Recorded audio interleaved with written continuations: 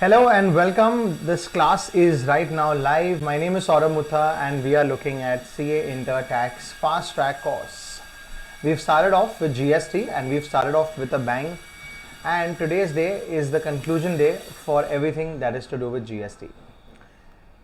Happy noon, Kavya. Everyone, guys, I'm just going to tell you ahead. I hope most of you guys are on the Telegram group. I will send a link of the Telegram group here as well as the Google Drive link, so you can access all the documents that we see here. I hope the Sunday lunch has not been very royal, guys, because that gets a little dangerous for my class then later.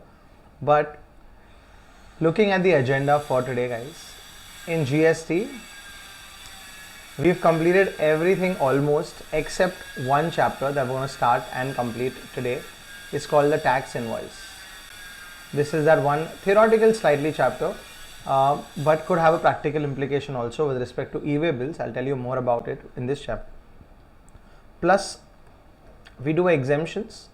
So we try and do as many exemptions and we finish the chapter. Then we are looking at, of course, some sums to practice and some MCQs as well. I'll also tell you which are the hero chapters, which are the ones that you should focus on, so that you at least can predict the paper to a large extent. That's the agenda for today. Guys, this was Electric Bike Company, which got to know that GST is leviable from 1st of July onwards, basically based on a chapter called Introduction. Whenever they were supplying bikes under section 15, there was a chapter called Value of Supply, which helped them tell them what value of supply would it be. So that was a chapter called Value of Supply. Then when do they pay the GST to the government? That was decided by a chapter called Time of Supply. As early as possible, the government would say. Whether they should register or not was dealt with a chapter called Registration. So that was another chapter which we did. Whether the customer should pay GST or the supplier should pay GST was decided in a chapter called Charge of GST. Can EBC also take the ARAM, that is, can he take the composition scheme, and can he be a composition scheme dealer, was also checked in the same chapter. Whether this supply was taxable or not, whether it was Bahar se services or without consideration, whether it was mixed supply or composite supply, was dealt with in a chapter called Supply under GST. Guys, whether EBC on the purchases that it's making, can it take credit, was discussed in a chapter called Input Tax Credit. There are some conditions, there are some block credit, there is some give and take relationship, etc. And in the end, does EBC have to tell the government what happened during the month or during the quarter? Yes. So that was dealt in a chapter called Returns. While this was happening, there are some doctors, some people who are very happy because their supply is completely exempt. So we saw a chapter called Exemptions also. That's our friend. It's going on along. So that exemption chapter is also on the way. So this is what we have done. I'm entering into the new chapter now, which is called Tax Invoice, Debit Notes, Credit Notes. So here we go. I'll just tell you if there's anything that you need to know before that on definitions front. Payment chapter was also done. Returns chapter also done. 86A and 86B are two rules. Just remind me in case we forget. I'll have to discuss that with you because those two rules are important. Here we go. Slide theme. I want a lighter theme. Perfect. Yes, guys. So let's start this chapter called Tax Invoice, Debit Notes, Credit Notes, and e-way bill.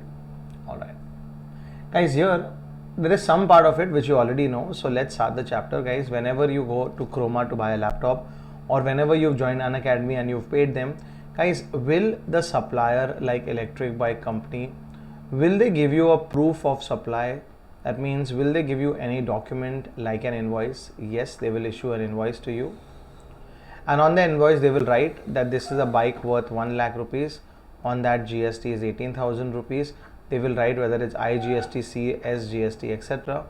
They will give all other details, and this is an invoice which they will give in triplicate. One copy they will keep with themselves because for future reference purpose, etc. One copy they will give to the transporter in case there is a transporter, and here you are the recipient. One copy will belong to you, that is, this is the third copy here, this is the tax invoice. Guys, the section for the tax invoice starts at section 31 and goes on till section 34. So we will see section 31 to section 34 in this chapter. Guys, is it compulsory to issue an invoice? Can I save paper and not issue an invoice? No guys, it is compulsory to issue an invoice. You need to issue an invoice or some other document like a debit note, credit note, but some document has to be issued because that is an evidence of supply. And not just that guys, if this was not a bike and the recipient could take credit, would the invoice also be used by the recipient to take credit? Yes, it is also a document of supply and it is also something that is used to take credit. As if you don't have an invoice, you can't take a credit. You already seen that yesterday. Guys, do we have Narendra Modi's photograph on every invoice, or do we have the state chief ministers, or do we have our favorite actor's photograph? No guys, there is no format prescribed for the invoice, but there are some details which are there on every invoice, like the supplier's details should be there, what is being supplied, that detail should be there, what is the GST number, HSN code, etc. So we'll see what are the format or what are the details required on every invoice that is issued. Guys, is there a time limit for issuing invoice? Yes, we had seen in time of supply that there is a due date by when invoice should be issued. Example for goods, whenever the goods are removed or delivered. Example for services, like when I give services to Unacademy or any other class that I am associated with, then I have 30 days to issue the invoice. So there is a time limit by when invoice should be issued. That is called due date of issuance of invoice. Next. Guys, do you like your Lays? Any favorite colors, any favorite flavors of Lays do you like? My favorite is American green Lays. So if you like Lays and you go to a small, Venkat also says green, good Venkat, we definitely should have that. So if you go and buy a packet of Lays, guys, will you ask for an invoice? First, please tell me, on that Lays, is there GST?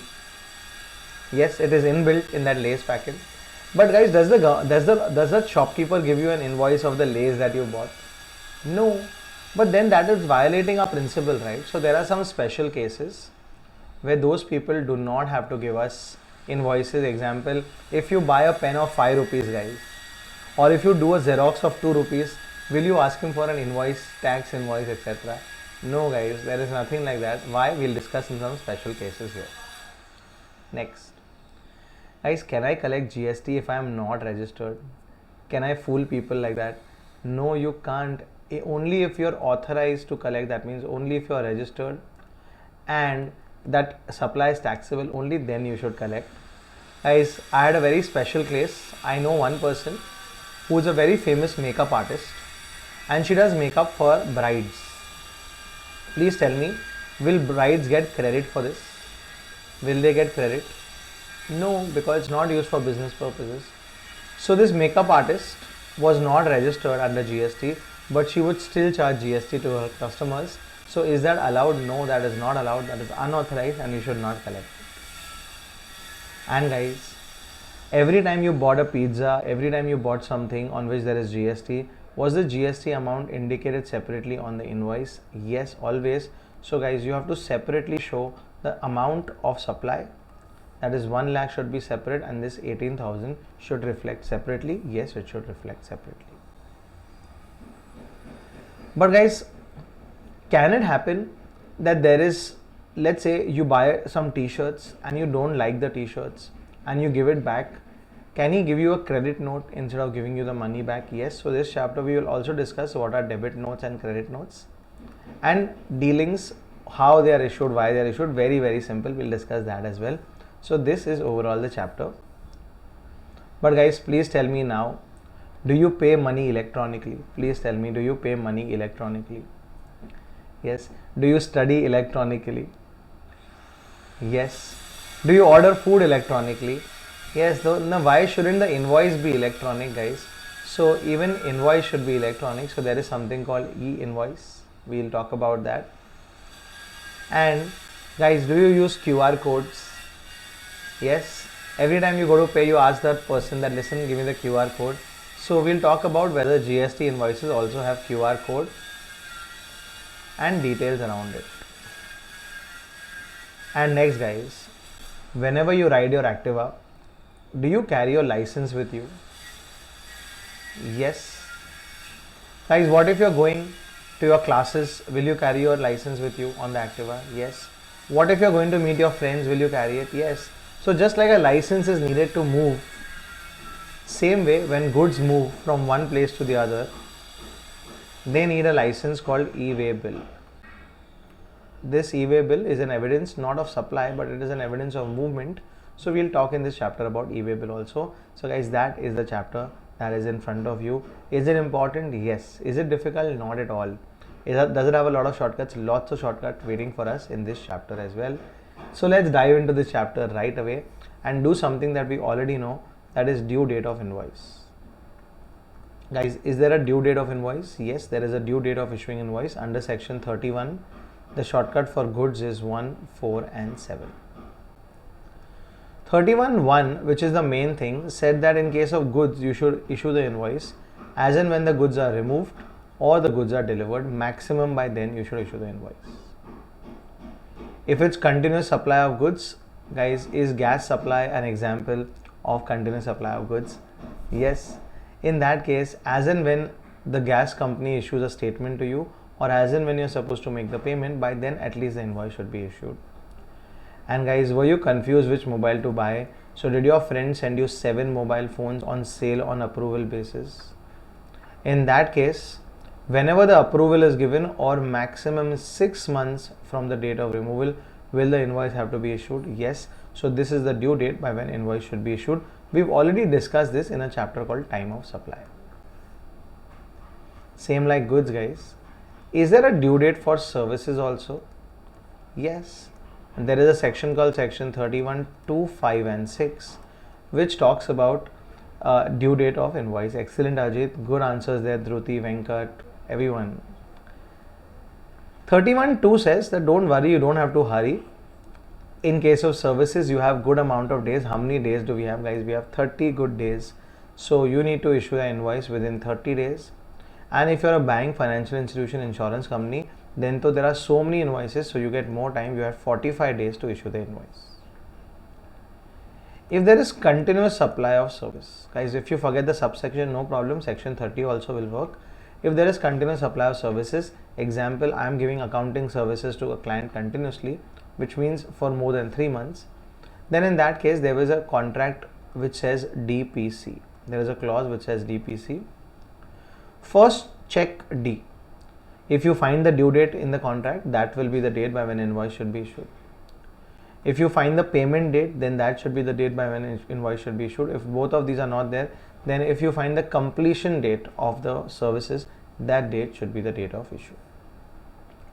And 31.6 says that if you don't like the services and you're ending the services, that's called cessation of services, then on that day, whenever you're ending the services, that day will be the last day by when the invoice should be issued. So guys, can you play the game missing link? Please tell me which number is missing from 147 or 256. The missing link is 31.3. So let's talk about 31.3. 31.3 are special circumstances in that the first one is A. Let's check what is this A. Guys, you were liable to register today, 7th August. You applied for registration on 10th August, guys. Are you proactive? Yes. And you got your registration certificate on 25th August. Please tell me which is your effective date here. My effective date is 7th August. So all the purchases from 7th August, will I get credit? Yes, I will. And all the supplies from 7th August, will I have to pay GST to the government? Yes. But guys, how will I issue invoices from 7th August? Because I did not have a GST number only. I got my number only on 25th August. So hence, what you need to do is you need to do some additional work. A for additional. You need to issue revised invoices with the GST number and everything to your customers. If they agree, great. If they don't agree, then don't issue and don't even take ITC. So if you want to take ITC, then you have to issue revised invoices to your customers. These revised invoices, will they have the GST number now that you know it? Yes. And these revised invoices have to be issued, guys, within 30 days.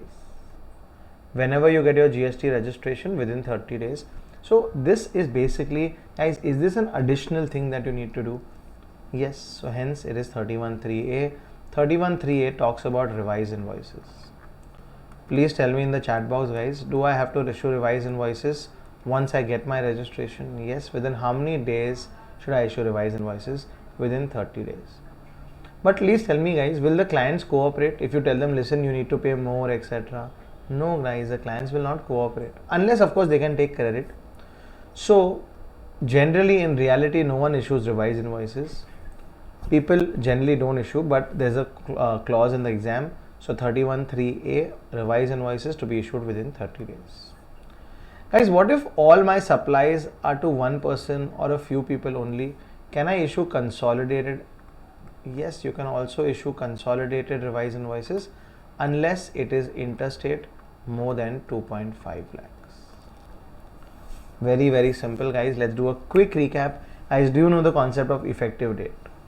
If the effective date is earlier and you have your registration date is later, guys, can you issue additional invoices called revised invoices in the meanwhile?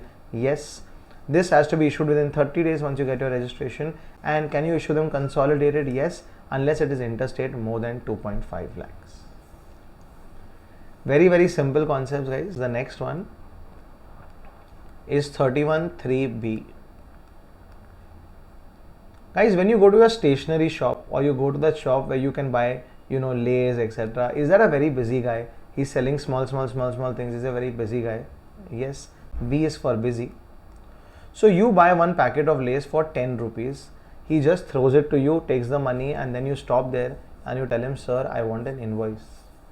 Guys, do you think for 10 rupees of Lays, will he print through 2 or 3 copies of the invoice? Will he give you 1 copy, etc.? No, guys.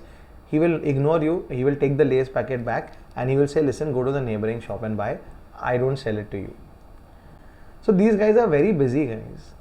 They will not entertain all of this. So do they not have to issue invoices? No, they don't have to issue individual invoices. No individual invoices.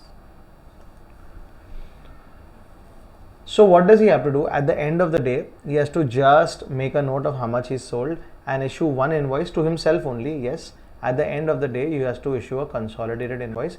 But who will he issue it to? He just has to keep it for his own record that this is the amount of sales I have made throughout the day. But guys, what if you go to a stationery shop and you get some books, pens, etc. and you are registered? Then is that a B2B supply? Yes. And can you take credit? Yes, why not? So in that case, so there are 2 exceptions when you'll have to issue individual invoices. One is when it is B2B supply. B2B means you're selling it to a regular scheme person or a composition scheme person. Or second, when the supply is equal to or greater than 200. That means below 200, no individual invoices. Let's recap this quickly, guys. Please tell me, is your stationery shop the one who does Xerox for you? Is he a very busy guy? Yes. So will he issue individual invoices? No. He will issue at the end of the year consolidated invoices, except in 2 cases. One, B2B, whether it is to regular scheme or composition scheme, will he issue an invoice? Yes. And second, if the supply is more than or equal to 200. So only for less than 200, no individual invoice. Next, very simple, guys. The next one, 31.3c. Guys, you have gone to the shoe company and you are buying a shoe from the shoe company, and the shoe company is under composition scheme. Guys, can they issue a tax invoice to you? Will they charge you tax? No, they will not charge you tax, so they cannot issue a tax invoice. Guys, please think and reply. Guys, will the shoe company issue a tax invoice to you? Does it charge tax to its customers? No, it does not charge GST. It pays from its own pocket 1, 5 and 1. If your memory is good, you'll recollect 1, 5 and 1. So then what document will they issue, guys? Will you walk out with the shoes just like that without just a bag? No, they will issue something called bill of supply. What will they issue? Bill of supply. Same thing goes for exempt also. If there is any supply like you went to the doctor and you paid money, and if they give you an invoice, again that is called bill of supply. So in case of C for composition scheme, guys, in case of composition scheme and in case of exempt supply, what will he issue? He will issue a bill of supply. Perfect. But guys, what if you go somewhere and he's making exempt supply also and taxable also together in the same bill? Example, you go buy some small groceries and you buy some fruits and vegetables. Is it exempt and taxable together? Yes. So will he give you two documents? One is bill of supply, one is invoice. Will he waste so much paper in India, guys? No. In that cases, he will issue something called invoice cum bill of supply. Basically, it's a combination of invoice cum bill of supply if you are making both kinds of supply. Let's quickly revise, guys. What is C for? C for composition scheme. Composition scheme guy, will he charge tax to you? No. So he'll issue a bill of supply. Yes. Same with exempt supply. And what we are making both taxable and exempt supply together, then it will be an invoice cum bill of supply. So it is basically two things together. All right. Guys, you went to a bike company, electric bike company, and you placed an order. You were 4 members in the family. You place an order for 4 bikes. Guys, will he ask you for some advance? 4 bikes you're buying. Will he ask you that place some advance? Because what if he, guys, gets the bikes from the warehouse, keeps it ready, but you don't turn up? So he will demand some advance. Yes. So the next section is 31(3)(d). D is demand. He will demand an advance from you. And for that demand, for that advance that you pay, will he give you some document? Yes. And that's called a receipt voucher. So for any advance that you pay, he will issue something called receipt voucher. Very simple, guys. These are very, very simple. A is for additional invoice. B is for बहुत busy or busy. C is for composition scheme, and D is for demand advance. When you pay the advance, he will issue something called a receipt voucher. But guys, you all paid the advance. You all came back home over dinner. Your father said, listen, why are we buying 4 bikes? Instead, why don't we buy 1 car only? So you go there and you cancel the supply. Can you cancel the order, guys? That no, I don't want the bike. Yes. In that case, guys, he will refund the money to you, and that refund is called, of course, a refund voucher. So receipt voucher and refund voucher. If the supply gets cancelled, it will lead to a refund voucher. So D and E, you have to come think together. D is when he demands advance. E is when he pays back the advance. I don't have a shortcut for E. If you ever have a shortcut, do let me know, guys. 31(3)(e). In this case, he has basically given you advance back. So please tell me in the chat box, guys, do you know the shortcut for A? Additional invoices. B, busy. C, composition scheme. D, demand advance, and E is basically again giving back the advance. All right, the golden thumb, yes, or the yellow thumb. All right. Now, guys, the last two. Guys, please tell me, here is a person who's supplying cashews. He's a farmer. He's an agriculturist. He's supplying cashews. And this is basically a registered person. Guys, will this be under RCM, chewing cashews, etc.? Yes. So the burden and the headache is on the recipient. He will pay the GST to the government. But even if he pays the GST, guys, will he still require some invoice? Yes. So he is bearing the burden also. He is bearing the headache also. And now he will do even more work. So he does the full work. Yes, he does the full work. That's why 31(3)(f). If you can't remember these sections, guys, no problem. Remember the concepts that he is doing the full work. So what he will do is, because he needs some kind of proof, he also needs. So he will have a self-generated invoice. Self-generated invoice is almost like giving yourself a birthday gift, guys. It's your birthday and you only give a gift. Same way, this is your supply, you've received, and you will only generate the invoice. But it is needed, self-generated invoice. And whenever he pays his agriculturist, he will generate a payment voucher. Guys, because do we have to pay? Yes. So whenever you have to pay, of course, you will generate a payment voucher. Guys, this is 31(3)(f) and 31(3)(g). Are these letters important? No, these letters are not important, guys. But the concepts are important. I'll repeat this one last time. This is an agriculturist, this is a poor farmer. He is selling cashews to you for 10 lakh rupees. Guys, will he charge any GST to you? No, he will not charge any GST to you. But will you have to pay GST to the government? Yes, you will pay. This is called RCM. You have to pay RCM tax, obviously from the cash ledger, you know that. See, payment and all is okay, but do you need some document, guys, that you paid this money? Yes, so you'll have to generate an invoice on yourself. That's called a self-generated invoice. Are we clear, guys? Self-generated invoice, who will generate? The recipient will generate, because he does full work. Next, guys, at least for 10 lakhs, not GST, but at least 10 lakhs will you pay the agriculturist? Yes. Whenever you pay the agriculturist, you will say that I have made the payment, and you will issue a payment voucher. I hope that is clear. Someone had made that emoji which is like this, a thinking man emoji. I hope that is clear now. 31.3F and 31.3G. Alright, thinking men and thinking women, I hope this is going smooth. So guys, we finished something called due date of invoices. Section 31 we finished. And we also finished some special circumstances. This is what we have done. And now we are moving ahead. Section 32 says that, listen, no one can collect GST which unauthorized. So guys, your tuition teacher was not registered under GST. You know it. She only told you while teaching that I am not registered under GST. And when she charges you at the end of the month, she charges you GST. Guys, is that the right thing? No, it is unauthorized. You cannot be doing that. That's a crime. That is what section 32 says, that you cannot collect GST which is unauthorized. And please tell me, guys, now that you paid Unacademy, will they charge you some X amount of money, and will they charge you GST also on that? Yes. But will they give you a lump sum amount? That means, guys, will Electric Bike Company give lump sum 1,18,000 amount in the invoice without the breakup? No, you need to give the breakup. You need to give what is the GST rate. You need to give what is the GST amount. Guys, next time you go to McDonald's or Domino's, etc., just check the invoice. You will see the amount is there, and then there are two GSTs, S and C.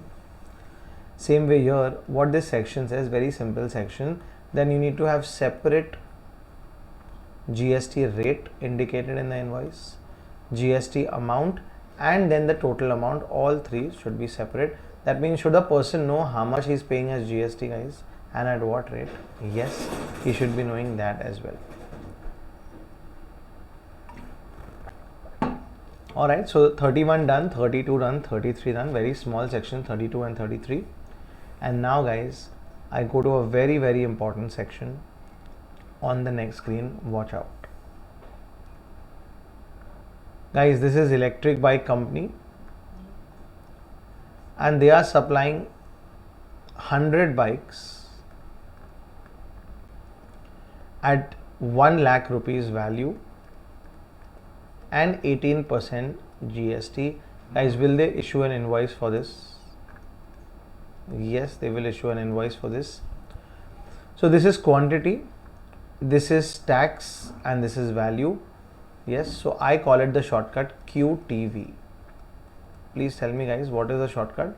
The shortcut is QTV. What is Q for? Quantity, T for tax, and V for value. Guys, can a mistake happen? Oh, okay, let's say that this supply happened and this invoice was issued today, 7th August. Today this invoice was issued, and this is the customer. Let's say this is Zomato, and Zomato is buying bikes for its riders. Guys, can it happen that this 18% should actually be 12%? Can it happen that there's a mistake and this 18% should actually be 12%? Yes. So guys, will you have to cut this amount? Whatever amount is it, will you have to cut it? Cut means will you have to reduce it? Yes.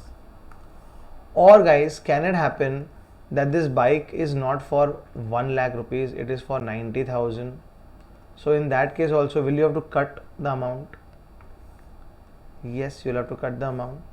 Or can it happen, guys, that you did not supply 100 bikes, this was only for 90 bikes? In this case also, will you have to cut the amount? Yes. So whenever you need to cut, guys, you issue something called credit note. C for cut, C for credit note. Very, very simple, guys, for you to understand. The very good shortcut. So remember QTV, and whenever the QTV in the invoice is higher, on the invoice, guys, if the QTV is higher, how do you cut it? Please tell me in the chat box, guys. How will you cut this invoice? By issuing a credit note. So this is 7th August when I issued the invoice. Please tell me on the invoice, was QTV high? Yes. So I get a phone call that, listen, your rate should not be 18%. I think it's a mistake. You say, yeah, it's a mistake. Don't worry. You keep that invoice. I will issue a credit note to you. And in the credit note, I will cut the 18% to 16%. So this is a credit note where you will cut it. Guys, can you issue the credit note anytime after 5 years, 10 years? No, you can issue a credit note only within a certain timeline. You already know the timeline, guys. After the year ends, earlier of A, 20th October, or B, annual return filing date. Do you remember that, guys? Yes. Perfect. This is the credit note, guys. Please tell me, credit note, what does it do? It cuts. C for credit note, it cuts. So whenever the QTV is high, it cuts it. So in the invoice, the QTV is high, so you issue a credit note. And there is one more reason when you issue a credit note: whenever you return the goods. Guys, you did not like these bikes. So can you return these bikes, or at least can you return 5 bikes? Yes. When you return the bikes, they issue a credit note. So this, again, as you have to think, when you return, is the quantity reducing? Yes. And hence to cut it, you have to issue a credit note. Now, guys, if you understand credit note, debit note is such a simple thing. This is EBC. They have supplied 100 bikes at 1 lakh rupees each into 18% to Zomato. Please tell me, is this also QTV? Yes. And 7th August, they issued the invoice. And they got a call from Zomato, or they realized it on their own next month, that listen, instead of 100 bikes, they had sold 110 bikes. So then, guys, will you have to increase this quantity? If the quantity increases, will the total value also increase? Will the GST also increase? And is that dangerous, guys? Yes, if it increases, it is dangerous for the recipient. He'll have to pay more. So D for dangerous, D for debit note. This is when you will issue a debit note. Whenever the QTV on the invoice is low, to increase it, you will issue a debit note. Guys, I'll give you an example. What if these bikes were not for 1 lakh? What if these bikes for 1,20,000? Then do you have to increase the QTV? Yes. Increase in QTV means, will the GST also increase? Yes. And is that dangerous? Yes. So dangerous, so debit note. Guys, debit note have to have all the details same like the invoice. So when we discuss the invoice details, same details. But guys, is debit note linked to a particular invoice? Yes, so it should have a linkage. Just like you use your surname, are you linked to a particular family? Yes. So here you have to link same way. Your debit note and credit note has to link itself to an invoice. Basically, in the debit note, credit note, you should have the invoice number. Please tell me, guys, do you use a surname to indicate that you are linked to a particular family? Yes. But guys, is your parents' life and your life different? Yes. Same way, a debit note and credit note are linked to an invoice. Just 1 second. They are linked to an invoice, but still they have their own life. Just 1 second. Hello? Hello? Hello? Yes. So this is debit note, credit note, and this is given in a section called section number 34, guys. So that is section 34, debit notes and credit notes. Please tell me the shortcut, guys. Q, T and V. If the QTV in the invoice is higher by mistake, do I need to cut it? Yes. So credit note. And if the QTV by mistake is lower, then do I need to increase it? Yes. So debit note.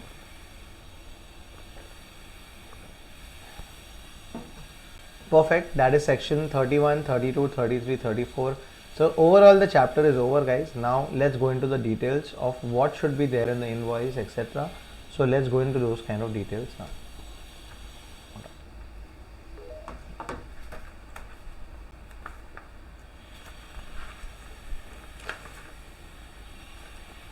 Yes. Guys, let's make an invoice and you tell me what all should be there on an invoice, guys. There is no particular format prescribed, but still what all should be there as part of an invoice. You will tell me, guys. Will there be Narendra Modi's photograph? Will there be a bike's picture? No, guys, all that is not required. The name of the supplier should be there, electric bike company. The GST number should be there. The date should be there. A serial number should be there of maximum 16-digit serial number. So 16-digit maximum serial number. Digits also, characters also. Next, guys, should an HSN code be there? Yes. I'll talk about HSN code, guys. You already know HSN code is used to classify goods. So how many letters or how many digits should it be there? Depends on your turnover. If your turnover was up to 5 crores last year, then 4 digits of HSN code, and that too is not compulsory for B2C. For B2C there is not compulsion. So guys, do we have to write an HSN code? Yes, but up to 5 crore rupees you have to write only 4 digits, and B2C is not compulsory. But if your turnover is more than 5 crores, then guys, are you a bigger player like Amazon, Flipkart, etc.? Then do you have a lot of CAs working for you? Then write 6 digits. No? And how do I remember, guys? More than 5 is what, guys? What is more than 5? More than 5 is 6. So 6 digits, and this is compulsory for all. This is compulsory for all. So this is HSN code, guys. Besides the HSN code, what else do we need? Let's see. We need the description of the goods, guys. What are we supplying? Are we supplying bikes or cars, etc.? Do we need the taxable amount? Yes. Do we need the rate? Yes. Do we need the GST amount? Do we need IGST, CGST? Do we need the total amount? All of that we'll need. Guys, will we need the recipient's details? Who is buying from us? So here it is, recipient. I'll tell you. You will need the recipient's details only if the supply is more than 50,000. That means for small things you don't, like let's say you go and buy medicines, guys. Will that person put your name? No, generally not. So more than 50,000 you have to put a name. Below that it's your option if you want to put the name of that person. And guys, there will be a line, thank you so much, visit again, it was a pleasure. All of that line will be there, and this is what the details of the invoice will be. Alright, so here please remember 16-digit serial number, HSN code, guys. How many HSN digits you need? 4 and 6. And recipient details only if it's more than 50,000 rupees. Alright. This invoice should be issued in triplicate. I have already discussed this with you. It should be issued in triplicate. Next, guys, there are some people. Please tell me first up, is this invoice issuing a process which is very tedious, guys? Do we need to put in a lot of details, etc.? So some people have been told that, listen, you all don't need to issue this kind of invoice. So here we go. Banks, financial institutions, insurance companies. They have been told that they don't need to put the 16-digit number, they don't need to put a serial number, and they don't need to put recipient details. So is that easier? Yes, it is easier for them. Next, passenger transport services and goods transport services. They've also told the same thing, that you don't put 16-digit number and you don't have to put the recipient's details, because please tell me, in India, guys, a lot of people, do they travel on passenger transport? Yes, so many people travel. So it's not possible for everyone to have a serial number. So for them, they don't need the serial number. And guys, have you seen a movie ticket in detail? A movie ticket is actually an invoice only. Have you ever seen that they will give you a movie ticket and they will give you an invoice also? No, they will not do that. So the movie ticket, because there are so many movies tickets which are sold in a day, So hence the movie ticket itself is an invoice. If you see it carefully next time, you will see the breakup of GST etc. on the invoice itself, on the movie ticket itself. So these are some exceptions who don't need all these details. Movie tickets is an invoice only. GTS, PTS don't need 16 digit and recipient, and banks don't need 16 digit and the recipient details. Alright. Next guys, we come to something very unique. Please tell me now, if you have to pay some friend, can you use an electronic mean? If you want to order food, can you use an electronic means? And if you want to study, can you join an academy? Electronic means. Yes. Same way guys, now there is a concept of e-invoice. Let's see what is e-invoice, what are the details, why is it useful, etc. All those details let's see now for e-invoice. Guys, they say e-invoice is nothing different. You have to generate a normal invoice. So first you will generate a normal invoice. Yes, you will generate a normal invoice like you always do. Then you will go to another portal called the invoice registration portal. Portal means website. Yes, you have to go a special website called invoice registration portal, and you will put details. I'm supplying 10 bikes to Zomato, etc. You will put the details, and once you submit the details, you will get an invoice registration number, and you will get an e-invoice along with a QR code. So normal invoice, generate it, then go to the portal, invoice registration portal, put the details, submit it, you get an invoice registration number, you get an e-invoice, and you get a QR code. Guys, this is called e-invoice. Guys, please tell me, is this a tedious process? First of all, generating invoice only is tedious. Then you have to go online and do all of this. Is it painful? It's a very painful process, and hence it is only applicable. And hence, guys, it is only applicable to some people. Who are these some people? Whose turnovers are more than 20 crore in any year since the start of GST, that is 17-18.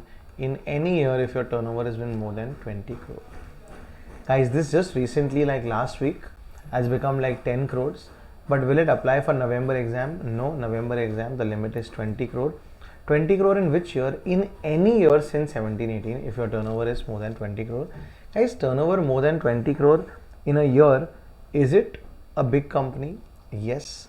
So this applies only to people whose turnover is more than 20 crore since the start. And this applies only for B2B supplies, guys. That means only for business to business supplies.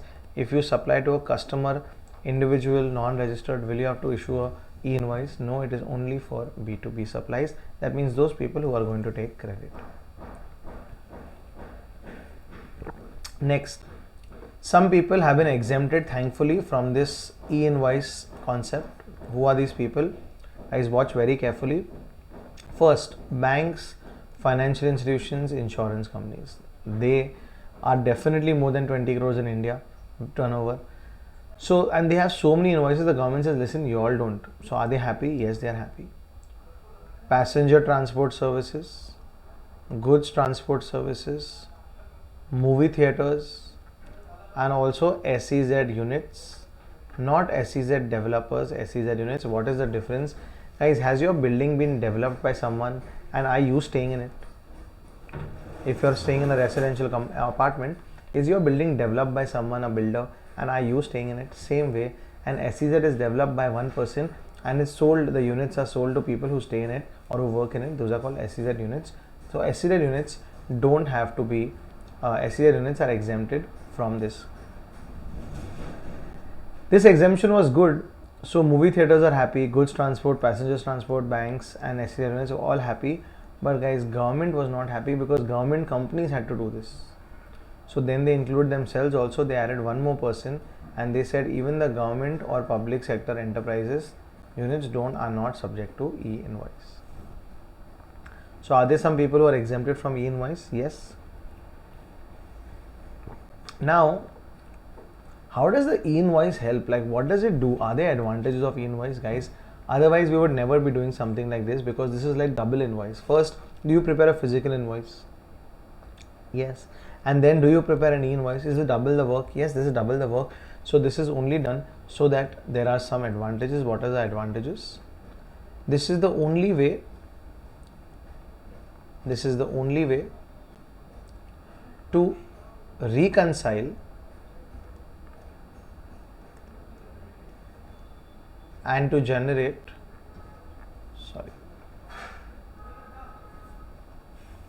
this is the only way to reconcile, and there's one word I'm forgetting, fake invoices. I'll give you the shortcut later, but I'll tell you the advantages, guys, of e-invoice. It has a shortcut, I'll tell you that later, but I'm telling the advantages of e-invoice. Guys, when you generate an e-invoice, are you indicating that you're going to be moving or supplying goods? Yes. So the details are automatically submitted in an e-way bill. Guys, please tell me, when you wear your favorite clothes, party clothes, and when you wear your heels or your favorite shoes, do your parents get to know that you're going outside? Yes.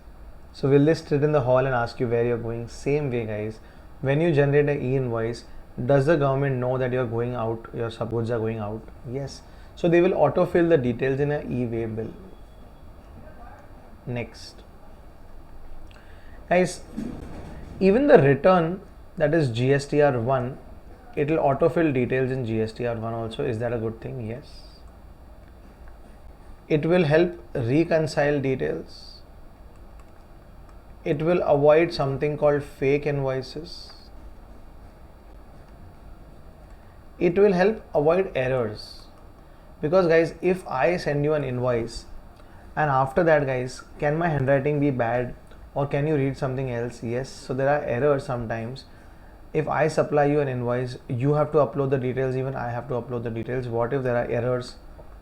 Those errors can be reduced through this e-invoice.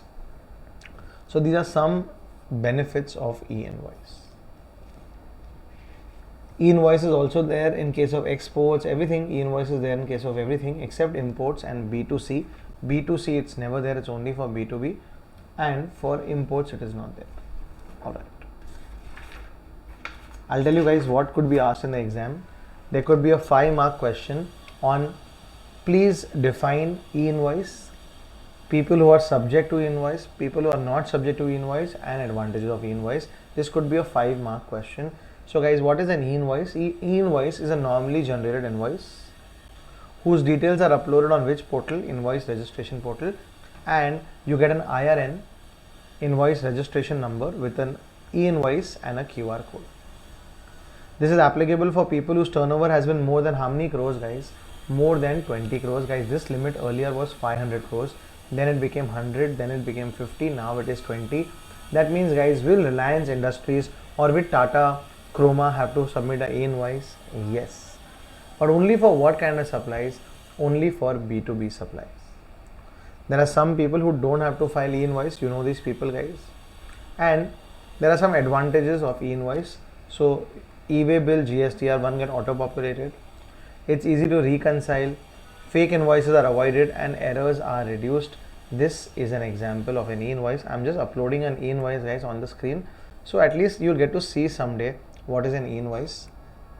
This is my CA final batch. I'm discussing the same thing there also. Here is an e-invoice, guys.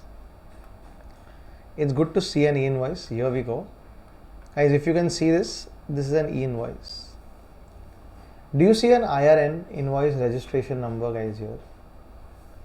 Do you see a QR code? Yes. And this seller details, purchaser details, etc. there. So basically this is so standardized that electronic sign is there, that it cannot be, errors cannot be there, it cannot be faked, etc. So this is a good thing that happened, that is e-invoice. But for people it's slightly painful, because you need to put in all these details on the invoice registration portal. Alright, so getting back, this is e-invoice. This could be a good question in your paper, guys. Next, please tell me, guys, all of you here, not just have we heard of it, have we all used a QR code? Yes. What do? You remove your phone, you go to GPay, you scan the QR code, you put the amount and you pay. Is life easier because of QR codes? Yes, life is very easy because of QR code. Guys, QR code is also there on the e-invoice. You can see it right here. Do you see a QR code? Yes, a QR code is also there here. And what is the use of this? This can be scanned and payment can be made to that person. But in GST, we have something called dynamic QR code. Guys, what is dynamic QR code? Let me tell you. Are you a CA student? Yes. How do you become a dynamic CA student? Do you have to do something more? Yes, same way. You're a dynamic QR code. If you're going to do something more, so what is that something more, guys? In a dynamic QR code, when you scan the code, you don't have to put the amount is already put. Example, when you go to McDonald's, try this. When you go to McDonald's next time, tell them that I want a QR code. They will punch in the detail and they will give you a QR code on the screen. And when you put that QR code, you don't have to put the amount reflects automatically. That is dynamic. Dynamic means the amount you don't have to punch in again. The amount is already there. Try it in McDonald's, guys. Every McDonald's has QR code and dynamic QR code. So let's understand who needs to issue dynamic QR code. So I'll tell you first, only for those people whose turnover is more than 500 crores. In which year? In any year since 17-18. So guys, are these the biggest players in India? Yes. And only if for B2C supplies. So e-invoice was for B2B. This one is for B2C supplies. And can this dynamic QR code be used to pay? Yes, of course. That's the main basically the idea is to encourage people to use digital payments. That is the reason we have dynamic QR code. Guys, anything dynamic, including a dynamic CS to CA Inter student, is appreciated. So this dynamic QR code. And guys, some people don't have to use this dynamic QR code. You already know those people. Can you tell me the same people who don't have to issue e-invoice? Can you tell me some of them who don't have to issue a dynamic QR code? Banks, financial institution, insurance company, good. PTS, good. Dhruti. GTS, good. Movie theaters and SEZ units. Not developers but SEZ units and government, PSUs, etc. These people don't have to issue dynamic QR code. Alright. Guys, I am electric bike company and I am sending some bikes for an exhibition. Or I am sending some bikes for getting painted to a job worker. Please tell me, guys, am I supplying these bikes? Or will the exhibition get over and I will get back the bikes? The job worker will paint the bike and will give me the bike back. This is not a supply, guys. These both are not supplies. So, do you have to issue invoices in this case? No, you don't have to issue invoices in this case. But some document you need, and that document, my friends, is called delivery challan. Everyone, watch out. Supply, whenever you are supplying, what do you need to issue? Invoice. Of course, debit credit was also, but supply needs invoice. But other than supply, example, if you're sending goods for job work, if you're sending goods for an exhibition, then in these cases, you will issue something called a delivery challan.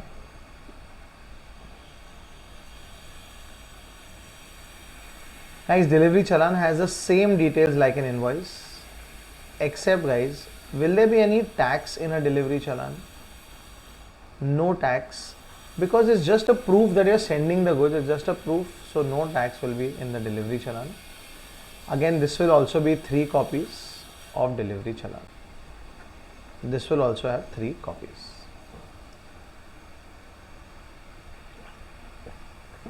Guys, I'm giving you an example. Please tell me what will be issued in that case, an invoice or a delivery challan. You are buying a car from Hyundai Motors They will issue a delivery challan or they will issue an invoice. They will issue an invoice. You are buying education services from an academy. What will they issue? They will issue an invoice. You are a painter and you are sending your paintings for an exhibition. What will we issue? You will issue a delivery challan. You are sending your goods to a job worker. What will you issue? You issue a delivery challan. But guys, you are sending a huge machine, very big machine, and it is broken down, completely knocked down machine. That means it's so huge you have to break it down into smaller parts, or it's semi knocked down. That means guys, will it go in different parts? Let's say this one machine is going in 5 different parts. And this one machine you have ordered, this is the customer, he has ordered for this one machine, this is the supplier, he is supplying the machine, but in knocked down, CKD is completely knocked down, SKD is semi knocked down condition. Guys, in this case, with the whenever the first goods go, you will issue the invoice. But whenever the second, third, fourth parts go, you will issue delivery challan. It's not important, but I'm covering the entire portion, so this is called delivery challan. I hope everyone's now aware of what is a delivery challan. So delivery challan is whenever there is no supply, you issue a delivery challan. 2 examples are exhibition and job work. Alright, what else is there? We've done e-invoices. Yes. As I told you, there is a shortcut for what are the advantages of e-invoice. It's a way to report and reconcile fake errors. So e-invoices reduce errors. They help reduce fake invoices. They help reconcile. They help report in GSTR1 and they help fill e-way bills.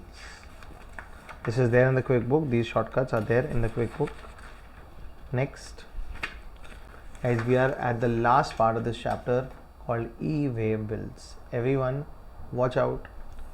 This is your Activa, white in color, very nice, very neat. You're kick-starting it and you're going to your friend's house. Guys, do you need to carry some document like a license with you? Do you need to carry an insurance copy also? Do you need to carry the bike papers also? In Bombay, we also need to carry a PUC. I don't know in your state, but in Bombay, we also need to carry a PUC. So guys, are these important for you to carry in your bike when you're going and riding the bike?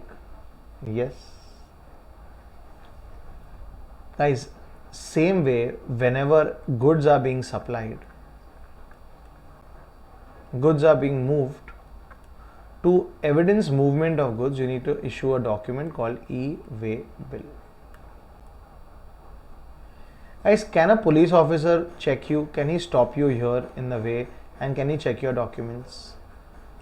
Same way, a GST officer can stop you and can check your e-way bill. Yes, but e-way bill is basically, again, guys, it has a code. You can scan that code and all the details you will get. So can it be stopped? Can it be checked? Yes. So we are talking about this very, very special license or document called e-way bill.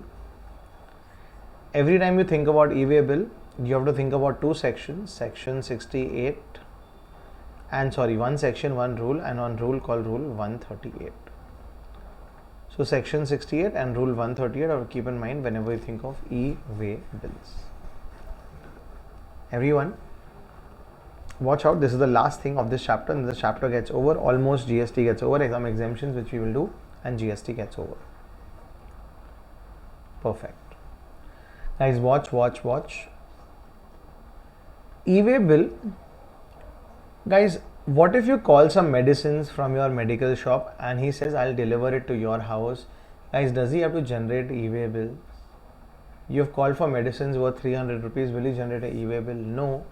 So when should an e-way bill be generated?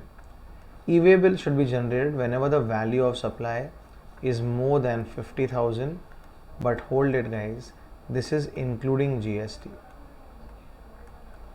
So what is the value of supply is 49,000 and with GST it is 51,000. Will you have to issue an e-way bill whenever that good is moved? Yes, because it is more than 50,000 including GST. So what is e-way bill? E-way bill is an electronic document which evidences movement of goods. What are the sections? Section 68, and which is the rule? Rule 138 deal with e-way bills. When do you need to issue the e-way bills? Whenever you are moving goods worth value of more than 50,000 including GST. Yes, including GST. Next, this is when.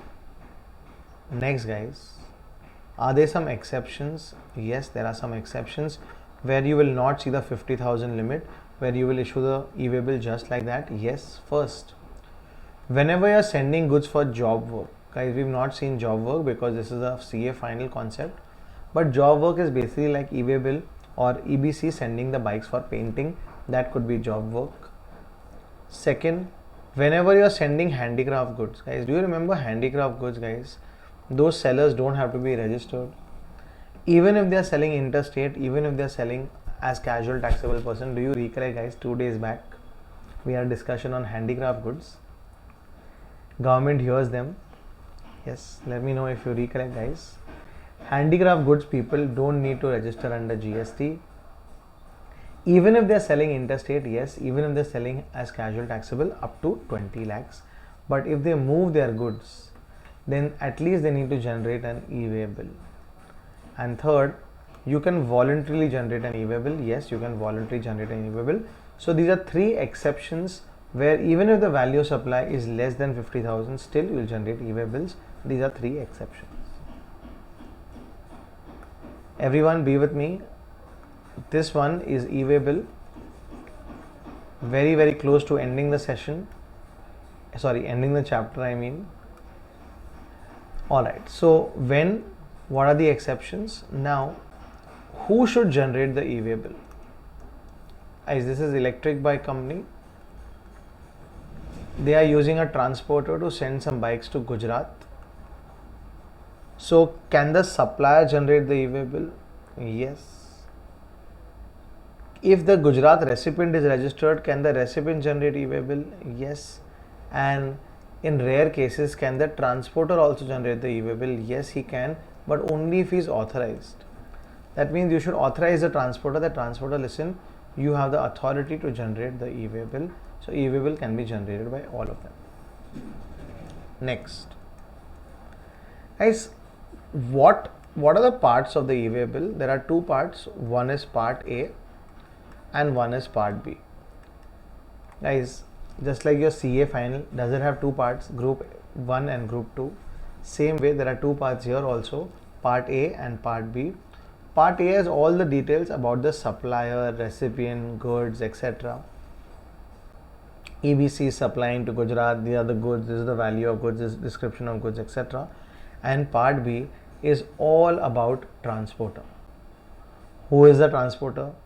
Where is his address? What is his number? What is the vehicle number? All of that in part B. So this is part A and part B. And good part is part B does not have to be filled up if you are transporting goods just up to 50 kilometers only in the same state. So part A you'll have to fill always, yes, but part B don't have to fill up if you're sending goods up to 50 kilometers only within the same state. Next. Guys, part A cannot be cancelled. Once you generate part A, you cannot cancel it, you cannot do anything.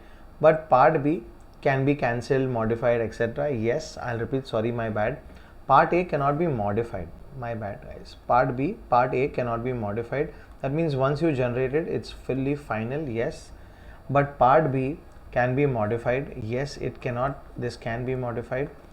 Basically, that means if I am transporting goods from one vehicle to another, can I change the vehicle number? Yes. So part B can be modified any number of times. Next. Guys, I decided to cancel this transport. I'm not transporting the goods.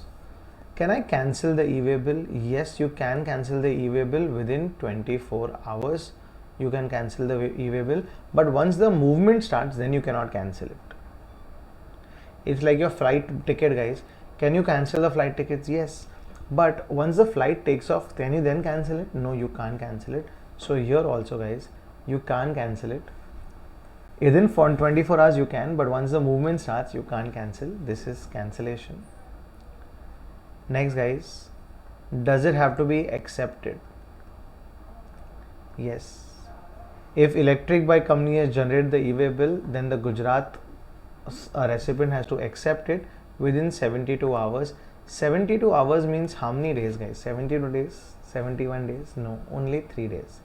So it has to be accepted within 3 days. But what if within 3 days the goods already reach Gujarat? Then within or the date of receipt, whichever is earlier. And what if I don't accept? Then automatic acceptance guys. Someone one day had said that silence is also an approval. Same way here also, silence is an approval here. So if you don't accept it, automatic approval happens in this case. This is accepted automatically. Alright. So guys, e-way bill, the section, when do you need to generate e-way bill? Guys, this 50,000, I'm giving you an example. Please tell me, very good example. Do you need to generate e-way bill? I'm transporting some bikes. Value is 48,000 with GST. And I'm transporting diesel. Value of supply is 10,000. Should I generate an e-way bill for this supply? Bikes and diesel. No, no e-way bill, because e-way bill should be only taxable supply. You'll see should be more than 50,000. So good answer there, but no, that is not the right one. Only taxable supply should be more than 50,000. Next guys, exception, job work, handicraft goods and voluntary registration. The 50,000 limit does not apply.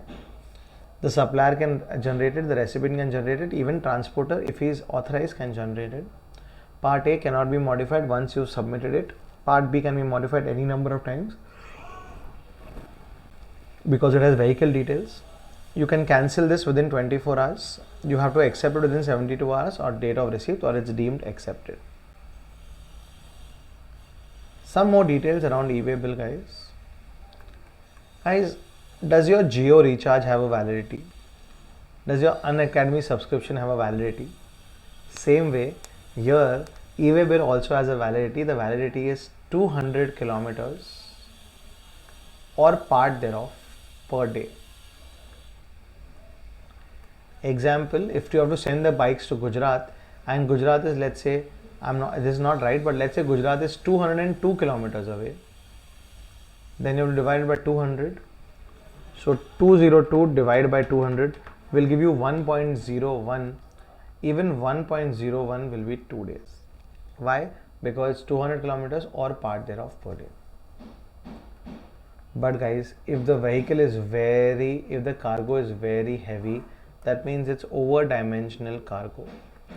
Over-dimensional cargo means very big cargo, or if even one of the legs of transport is by waterway. Guys, do you think waterway, it becomes slower to transport things? Yes. Have you seen a plane fly and have you seen a ship move guys? Very slow. So hence here it is 20 kilometers per day or part thereof per day. When is it 20 guys? Whenever it is over-dimensional cargo, or even if one of the transportation is by a ship, then it becomes 20 kilometers per day. This is the validity of e-way bill. Next.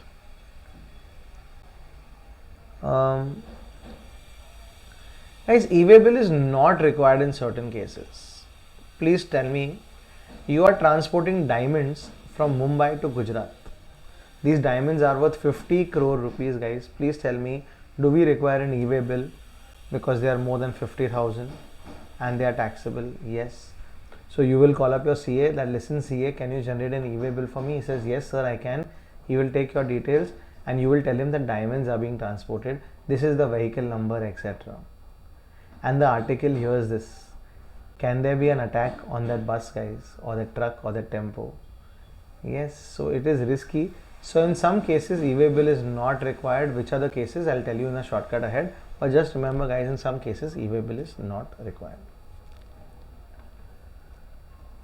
Guys, this is your truck moving from Mumbai to Gujarat. Can the GST officer stop this truck in the middle? And can he check the e-way bill, guys? Just like your license, can he check that? Yes, he can stop. This is called intercepting.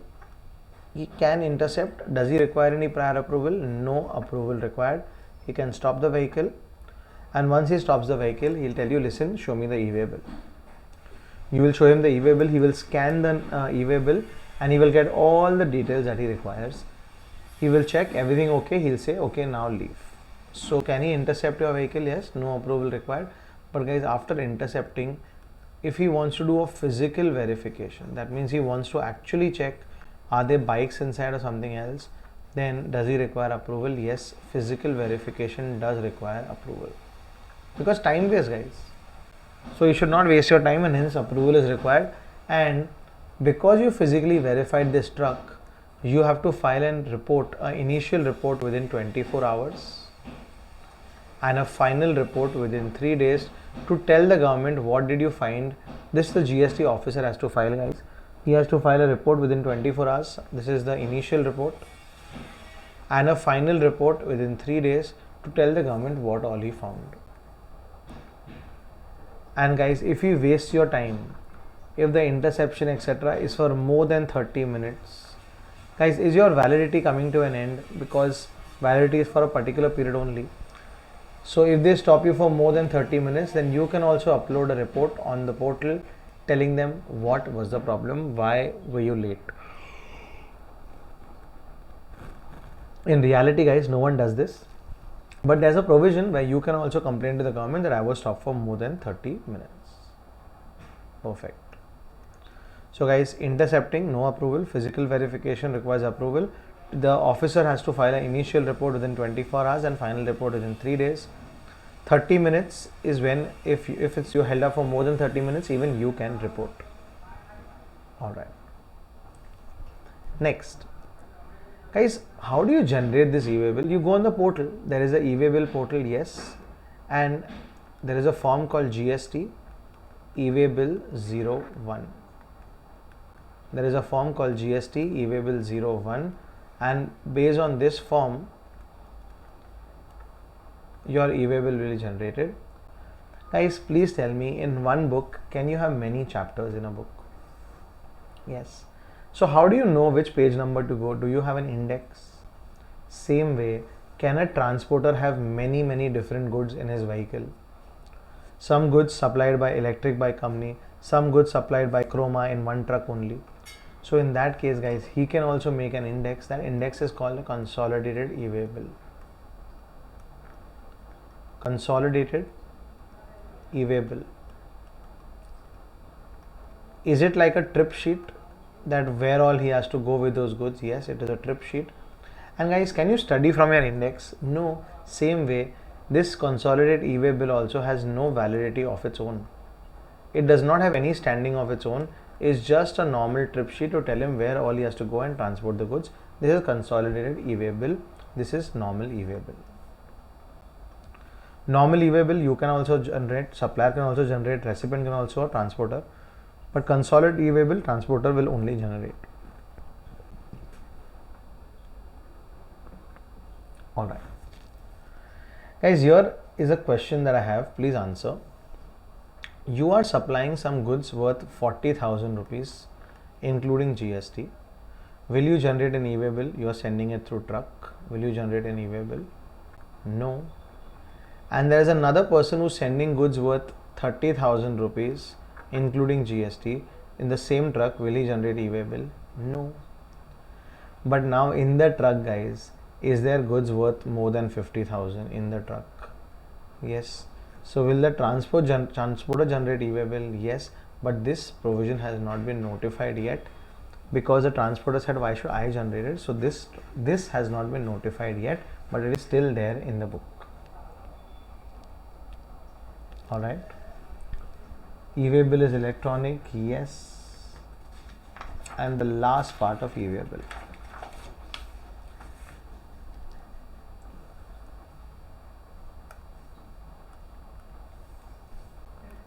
Guys, if your parents take away your license, and assuming you don't drive without a license, guys, if your parents take away your license, Will you be able to drive your Activa, guys, after if your parents take away your license?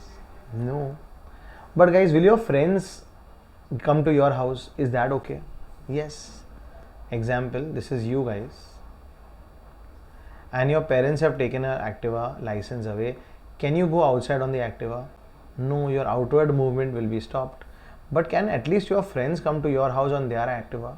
Yes, this will still be allowed. Same thing in GST also, guys, watch out. This is EBC. If they don't do something, example, if they don't file their returns for 2 months, if they don't file their GSTR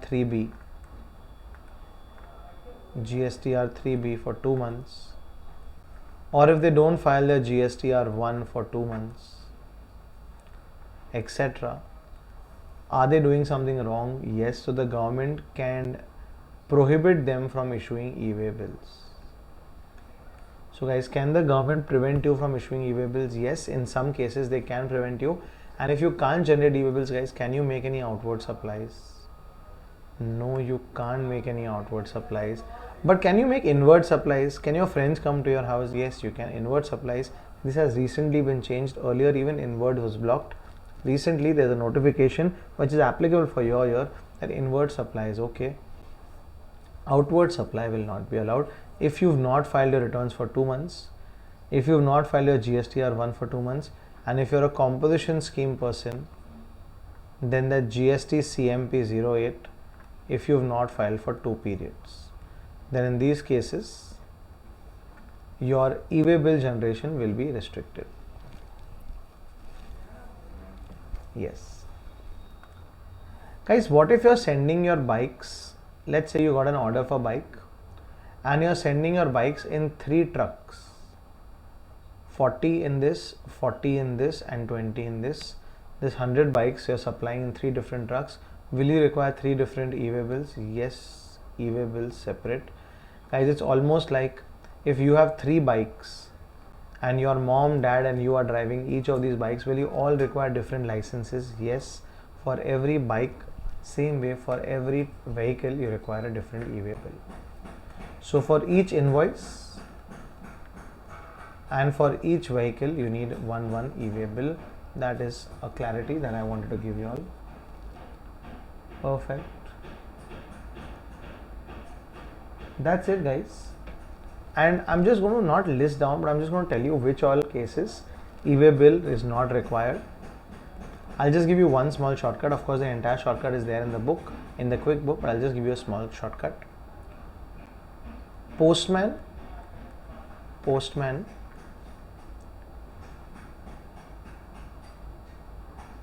used LPG, kerosene, cycle rickshaw. What did the postman use, guys? So can we do consolidated e-way bill? We have already can we do consolidated e-way bill? So this is consolidated e-way bill. You cannot generate a consolidated e-way bill. Only the transporter can generate a consolidated e-way bill. He can generate in GST e-way bill 02. That is a form number. It has no validity of its own. It's just like a trip sheet to help the transporter when there are many e-way bills. Alright. Guys, in these cases, you have to remember any 5 cases in which e-way bill will not be required. Postman used LPG, kerosene, cycle rickshaw to transport pearls, jewelry, corals, and currency. So these are some goods on which e-way bill will not be required. Guys, postman, please tell me, guys, when some parcel comes, now is Rakhi, let's say your brother has sent you a gift and the postman is getting that gift, is there movement of goods? Yes. But if a postman is getting those goods, no e-way bill. If you are selling used goods, no e-way bill. If you are supplying LPG or kerosene, no e-way bill, because that is slightly hazardous. If you are supplying goods through cycle rickshaw means will it go too far, guys? No. So movement is not too far, so no e-way bill. And pearls, jewelry, corals, currency, is it risky to tell people you're transporting these? Yes. So in this case also no e-way bills. So guys, this is the concept of no e-way bills. Of course, there's a bigger shortcut in the QuickBook, which I'm going to just upload right now, guys. We'll check this entire chapter through QuickBook here. Uploading it. We are done with the chapter. Here we go.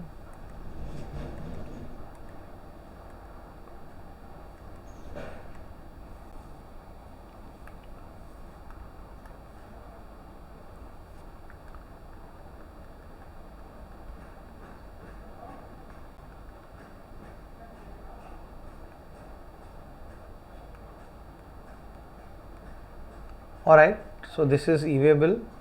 Tax invoice, debit notes, credit notes and e-way bills. Definition: credit note, debit note, continuous supply of goods, continuous supply of services. Section 31, 1, 4 and 7 we know due date. Section 31, 2, 5 and 6 we know due date. HSN codes, you know, up to 5 crores then 4 digits, and more than 5 crores then 6 digits. Next, guys, 31.3a additional invoices, 31.3b busy, 31.3c composition, 31.3d demand advance, 31.3e return the advance, and F and G is basically refund voucher, and F and G is when you have to self-generate the invoice and a payment voucher. Next, there are some people who don't have to generate a normal invoice like banks, etc. Don't need a 16-digit serial number and don't need address of the recipient. Same way of passenger transport and goods transport. Movie theaters can use their own ticket as an invoice. What are the particulars that are required in the invoice? These are some particulars that are required in the invoice. What is e-invoicing? Guys, e-invoicing is for only more than 20 crores since 17-18. Only for some people, only for B2B. You have to go online, generate an invoice registration number. All of that is given here. What are the advantages of e-invoice? It goes in the e-way bill, it gets reported in GSTR1, it is helpful for reconciling, avoiding fake invoices and reducing errors. Who of them are not supposed to for e-invoice? Government department and local authority has been added recently. What is quick response code and what is dynamic quick response code? What are delivery challans? And credit note QTV you are cutting, and debit notes QTV you are increasing is D for dangerous. 32 says you cannot collect unauthorized GST. 33 says the tax amount and rate should be separately shown. E-way bill, these are all the details around e-way bill, GST 01. All the details that we discussed are here. And here is a list of cases where e-way bill is not required. Postman use LPG, kerosene, cycle rickshaw for pearl, jewelry, currency and coral. You can remember any one. E-way bill will not be allowed to be filed if you are not filed returns for 2 periods, or GSTR1 for 2 periods, or GSTR3B for 2 periods, or when your registration is suspended, you cannot generate e-way bill. And if your e-way bill is not generated, then you will not be able to make outward supplies, although inward supplies you can make, no problem. The facility is blocked only in respect of any outward movement of goods. I have a prediction, guys. I think this will be there in your exam somewhere. The outward supply has been blocked, but the inward is still allowed. And guys, what if you don't have an e-way bill in your vehicle? Then the officer will charge you a penalty of 10,000 or penalty at CA final, and he can also detain your goods. Alright. With that, guys, we are done with this chapter. We are now looking at the module and the questions from the module. Here we go. Just 1 second. Guys, every chapter except ITC till now, we've done the module also. And we've done all questions from the module. So here it is, tax invoice, etc.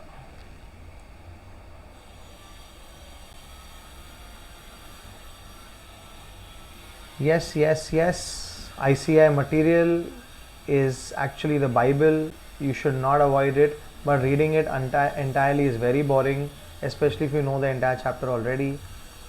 It also makes you feel very scared one day before the exam. So what you should do is look at questions. If any question is difficult, mark a D and only look at those questions before the exam. Let's start, guys.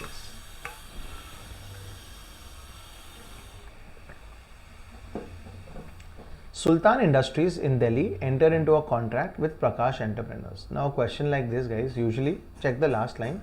Determine the date by which the invoice must be issued. Guys, are they talking about the due date? So let's see if these are goods or these are services. For supply of spare parts, that means they are goods, guys. So 31(1), the invoice should be removed, the invoice should be issued maximum by the time they're removed or delivered.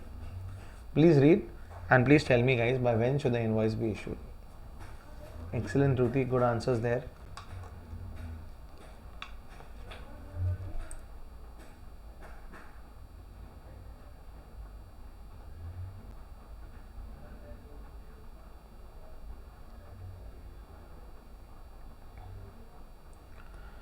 Excellent, guys.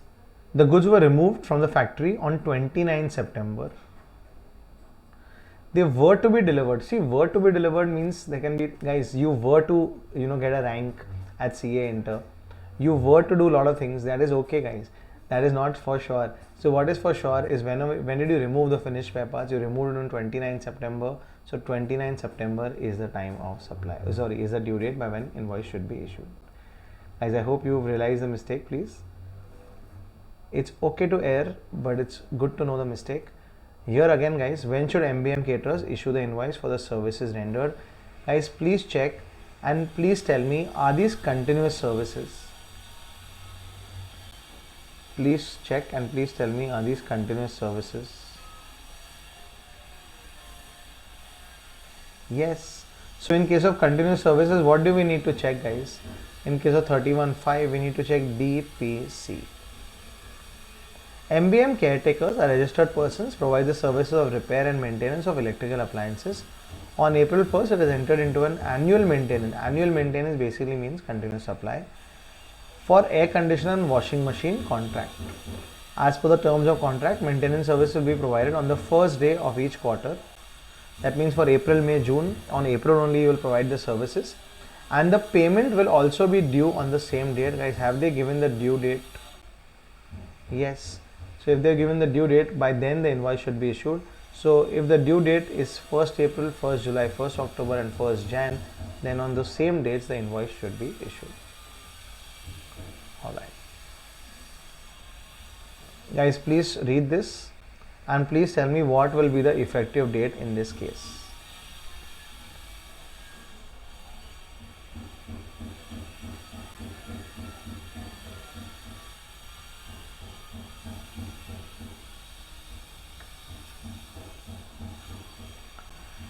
Excellent, guys. 12th August. And were you proactive? Yes, you were proactive. So 12th August is the effective date.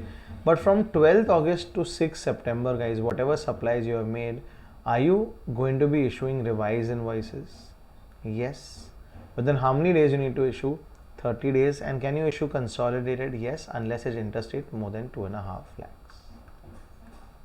Check, guys. Please read and please advise Sham Fabrics about whatever their query is.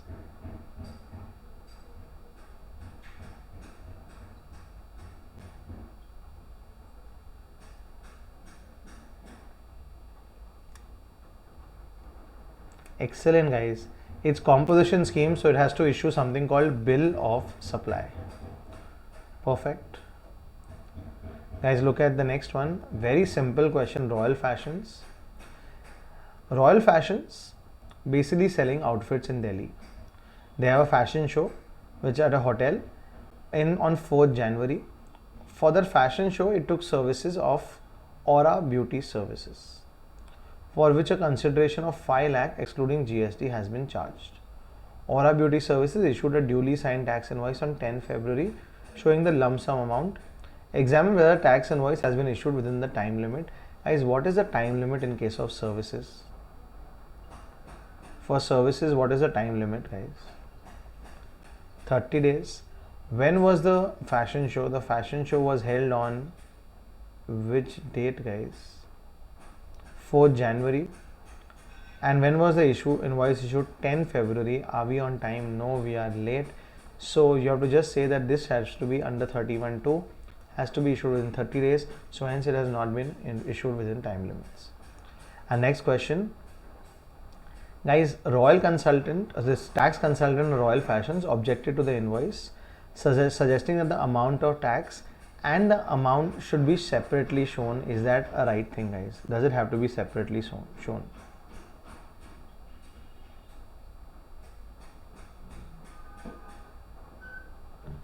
Yes, it has to be separately shown. Section 33 talks about that. Moving ahead to the next question, guys. Please read. Kidsy Toys has supplied some goods at reasonable prices. They've supplied 100 pieces to Nancy General Store. However, the said toys were returned by Nancy General Stores. Guys, in case of returns, what do you need to issue, guys, in case of returns? In case of returns, you'll have to issue a credit note. Yes, because quantity reduces and you have to cut that, so you'll have to issue a credit note. Guys, will credit note have a reference to the tax invoice? Yes. And do we have any time limit for issuing credit note? Yes. The next year's 20th September or annual return filing date. This is not an important question, guys. He has made some taxable supplies, etc. Can he issue invoice consolidated? That's what they're saying. Consolidated credit note. Yes, you can always issue a consolidated credit note. Guys, the next one is very simple. Please read and please answer Chitanand Products Private Limited, their query.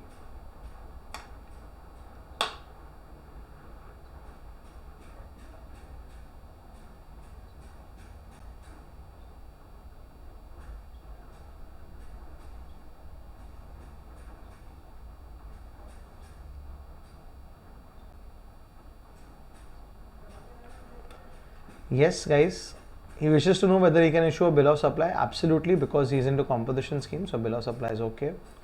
Ninth question. Do you have to mandatorily issue separate invoices for taxable and exempted goods while supplying both together? No, you don't have to issue separate invoices. One only invoice come bill of supply. Next.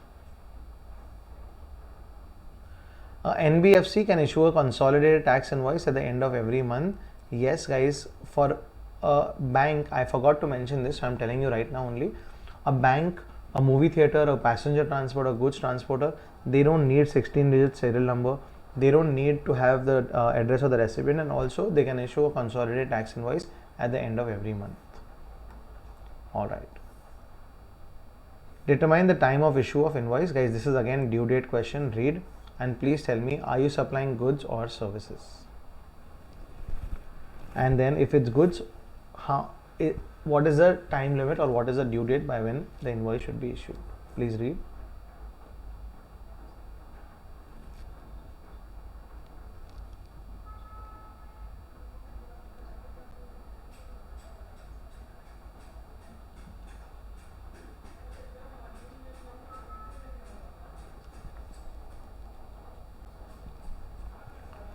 The goods were removed from the factory on 11th October. Excellent answer, Duti. 11th October is the answer. So they have to issue the invoice by 11th October. Next, guys, Trust and Fund Limited. Guys, this is what will happen in the exam also.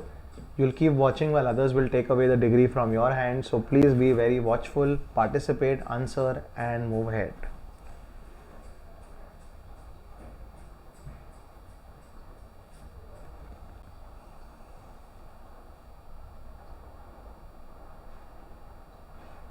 Guys, when should they issue the invoice? In this case, Trust and Fund has provided services on 5th June within 30 days from 5th June. Someone has written 19th also.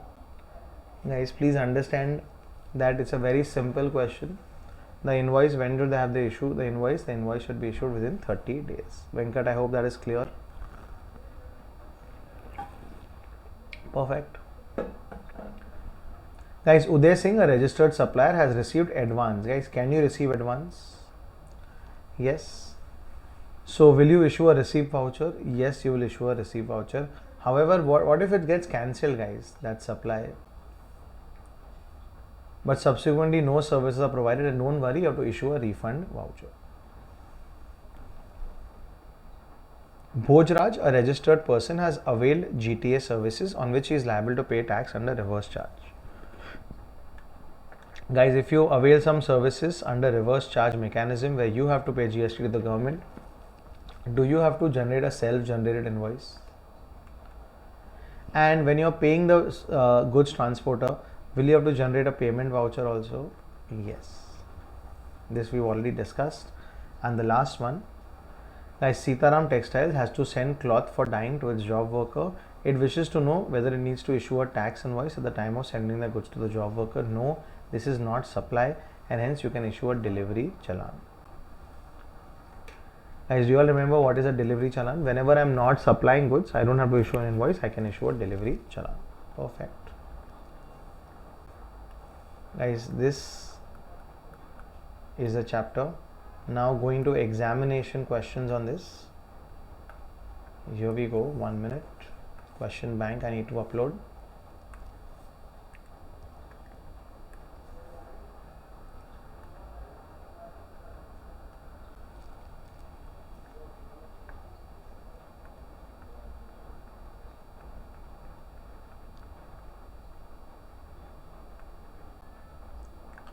Yes. Guys, this is a May 2019 question. List out the situation in which the credit note, debit note may be issued. So credit note can be issued when, guys? Whenever the quantity or the tax or the value is higher. Can you issue a credit note whenever it is higher? Do you need to cut it? Yes. Or in case of returns, you can issue a credit note.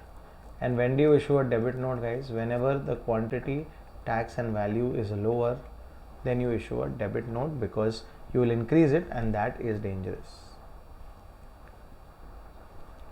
Next, guys. Mr. Shah, who is a consignor, is required to move goods from Ahmedabad to Gujarat. Basically Gujarat to Gujarat only. He appoints a transporter called Mehta Transporter for movement of goods. Mehta Transporter moves the goods from Ahmedabad to another place in Kheda in Gujarat only. For completing the movement of goods from Kheda to Nadiad, Mehta Transporter hands over the goods to Parekh Transporter. Explain the procedure regarding e-way bill to be followed by consignor transporter as per the provision of the GST law and the rules made thereunder. Guys, please tell me here, is an e-way bill required for movement of goods? Yes, assuming the goods are more than 50,000, e-way bill is required. And can the e-way bill be changed because the transporter is changing in the middle? Can the e-way bill be changed? You will explain that there are two parts to the e-way bill, part A and part B. Part A contains details of the sender, receiver, etc. This cannot be changed, but can part B change, which has details of the transporter? Yes. So first, when the e-way bill is generated, Mehta Transporter will be nominated as a transporter and his vehicle number will be mentioned on the e-way bill. When the goods move from Mehta Transporter to Parekh Transporter, then the e-way bill part B will have to be modified. Now who can modify it? The Mr. Shah consignor can modify it, the recipient can modify it, or also Mehta Transporter themselves also can modify it. So any one of these can modify it. Is it mandatory to furnish the details in part B? Yes, it is mandatory. Unless you fill part B, it will not be generated. There is an exception though. If you are transporting goods within the same state up to 50 kilometers, then you don't need to generate part B. Next. ABC Cinemas, a registered person engaged in making supply of cinema tickets. During the month of October, the department raised objection for this practice. What are they doing, guys? They are issuing consolidated tax invoice or supply at the end of each day. Guys, can they do that? Yes. Movie theaters, their tickets only will be considered as an invoice, and they can issue consolidated invoice at the end of every day or at the end of every period. Guys, Agni Limited, a registered supplier, wishes to transport cargo by road between two cities situated at a distance of 368 kilometers. Calculate the validity period of the e-way bill under rules 138 for transport of the said cargo, if it is over-dimensional cargo or otherwise. First, otherwise. Guys, 368, how many kilometers is the range, guys? One day? 200. So 368 divided by 200, it will be 1.84. So how many days, guys, will be the validity of this e-way bill? 2 days. If I generate it today on Sunday, then, guys, I forgot to mention this, I'm telling you right now. If you generate it today on Sunday, then Sunday will not be counted. Monday and Tuesday will be the 2 days. And guys, what if this is over-dimensional cargo? Then 368 divided by 20, which is 18.4. So 19 days will be available. Alright, hoping your calculator is right, guys. Yes. Determine in each of the following independent cases e-invoicing is applicable or not. Guys, Harnam and company dealing in interior decoration products made supplies to various registered and unregistered persons in the preceding financial year. The aggregate turnover of Harnam in last year was 60 crores.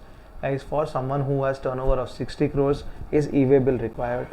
Yes, more than 20 crores only e-way bill is required. And there's a bank who has turnover of 75 crores, is e-way bill required? No guys, for banks etc. e-way bill is not a requirement. Banks, financial institutions, NBFCs, passenger transport, goods transport, movie theaters and SEZ units don't need to file e-way bill, don't need e-invoicing. Also, even government and local authorities don't need, government bodies and local authorities. Here guys, question number 13. Bali Limited, a registered taxpayer, provides security services to registered persons from Mumbai office and Delhi office. The aggregate turnover of Mumbai office and Delhi office in the preceding year are 300 and 250 crores respectively. So is Bali a big company? Yes. For the month of November in the current financial year, Bali Limited prepares duplicate invoices and does not issue e-invoices as of the view that its aggregate turnover does not cross the threshold limit to make in e-invoices. Guys, 300 crore and 200 crore. What is the total aggregate turnover? You know guys, aggregate turnover is one PAN, one turnover, so 550 crore. Will they require to generate e-invoice? Yes, anyone more than 20 crores. Guys, when this question was asked in 21 guys, the limit was 500 crores. So now the limit is 20 crores. Anyone having more than 20 crores will have to be generating e-invoices. Also, can you explain the advantages of e-invoicing? Yes, it is a way to reconcile and to autofill errors, fake errors. I forgot the shortcut again, but the shortcut is right here. Just 1 second.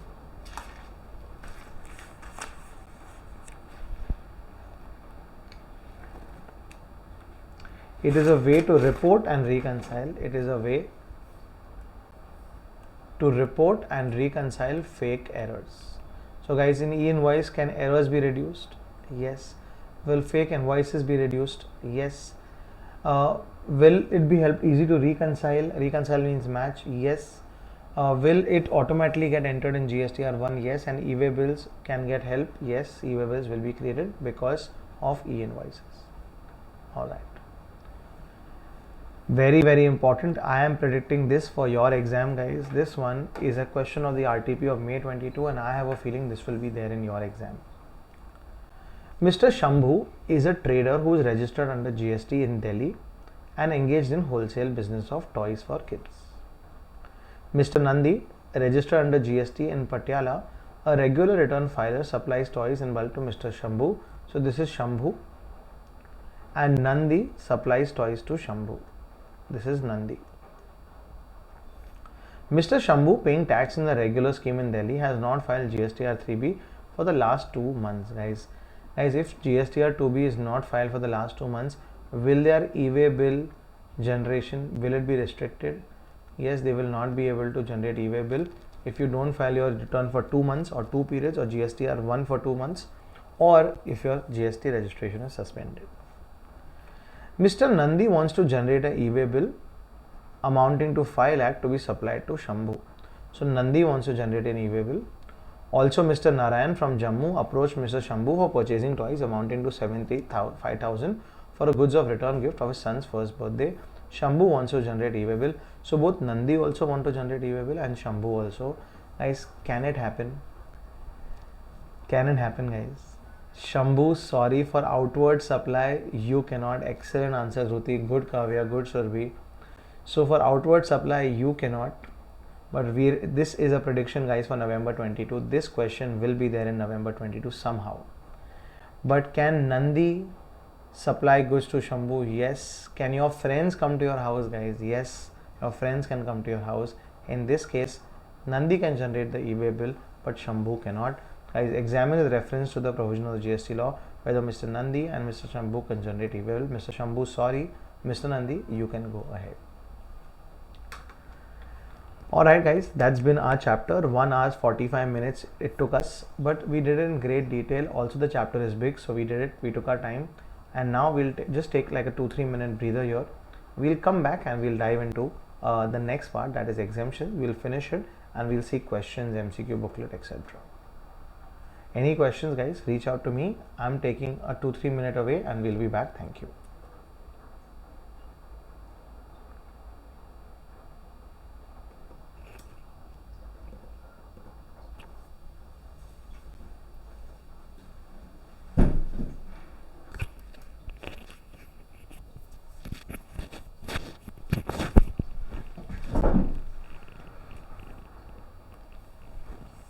Alright guys, looking at some exemptions now. So what I'm going to do is I'm going to open the QuickBook only for exemptions, and directly from the QuickBook we will do exemptions. So this is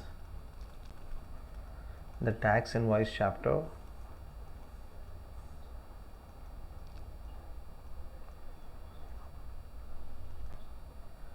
Yes. So these are the exemptions guys. We are left with a few exemptions. Let's go for the basics first. Guys, exemptions is a very important chapter because while you focus on other chapters, they will surprise you with a 5-mark question on exemptions. So you got to be prepared, and also this is very interesting because there are small exemptions. Guys, who has the power to exempt you or exempt any of us? The government has the power, and there's a section called section 11 in which they have the power that, listen, all hospitals are exempted, all colleges are exempted, so they have the power. This is not important guys, this theory part is not important. And they came up with a notification. This you have to by heart, this notification number, because every time you write an exemption answer, you will have to quote this notification. This notification is number 12 of 2017. Any guesses guys, when was GST introduced? In 2017 only. So the same year they came up with this notification, and they put a lot of things in notification which are exempted. Guys, please tell me, have we discussed religious and charitable trust? Have we discussed arts training, sports training, Pandit, Hajj committee? Yes, we've discussed all of that. Old age home, yoga, spirituality, etc. Yes. We've not discussed agriculture, so we'll discuss agriculture. Education we've discussed, so let's discuss agriculture. Guys, first up, please tell me, in India, is agriculture treated very well in terms of tax? Yes. But guys, agriculture in India is very difficult. Farmers face a very hard time because sometimes rains are not on time. Sometimes the price of the produce falls off. Let's say you start growing tomatoes because tomatoes are very high in demand, and by the time you start growing tomatoes, the price goes very low. So sometimes they make a very big loss also. Also seeds are expensive, water is expensive, fertilizers are also expensive. So the government says, listen, for y'all, we'll do a lot of concessions in GST. Let's watch guys, what all are concessions under GST for a farmer. So this is a land of an agriculturist farmer. You could be a farmer yourself. This is your land, and let's say what all is exempted. But please remember guys, before we start, anything that is grown on this land and every operation done on this land or around this land will be exempted from GST. Example, guys, can I grow tea leaves? Can I grow tea leaves on this land? Yes. But guys, can I make tea powder on this land? No, that will be made in a factory, so hence that is not agricultural produce. Can I grow coffee beans here guys? Yes. But can I make coffee powder on this land? No, so that is not agricultural produce. Again guys, can I grow sugar cane? Can I grow sugar cane here? Yes, I can. But can I make jaggery out of that on the field?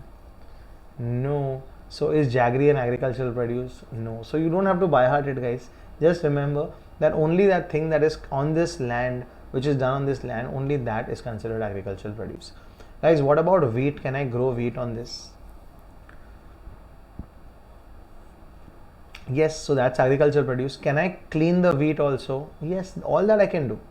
Alright.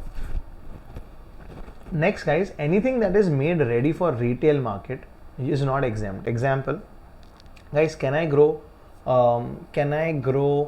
sugar cane on this field? Yes.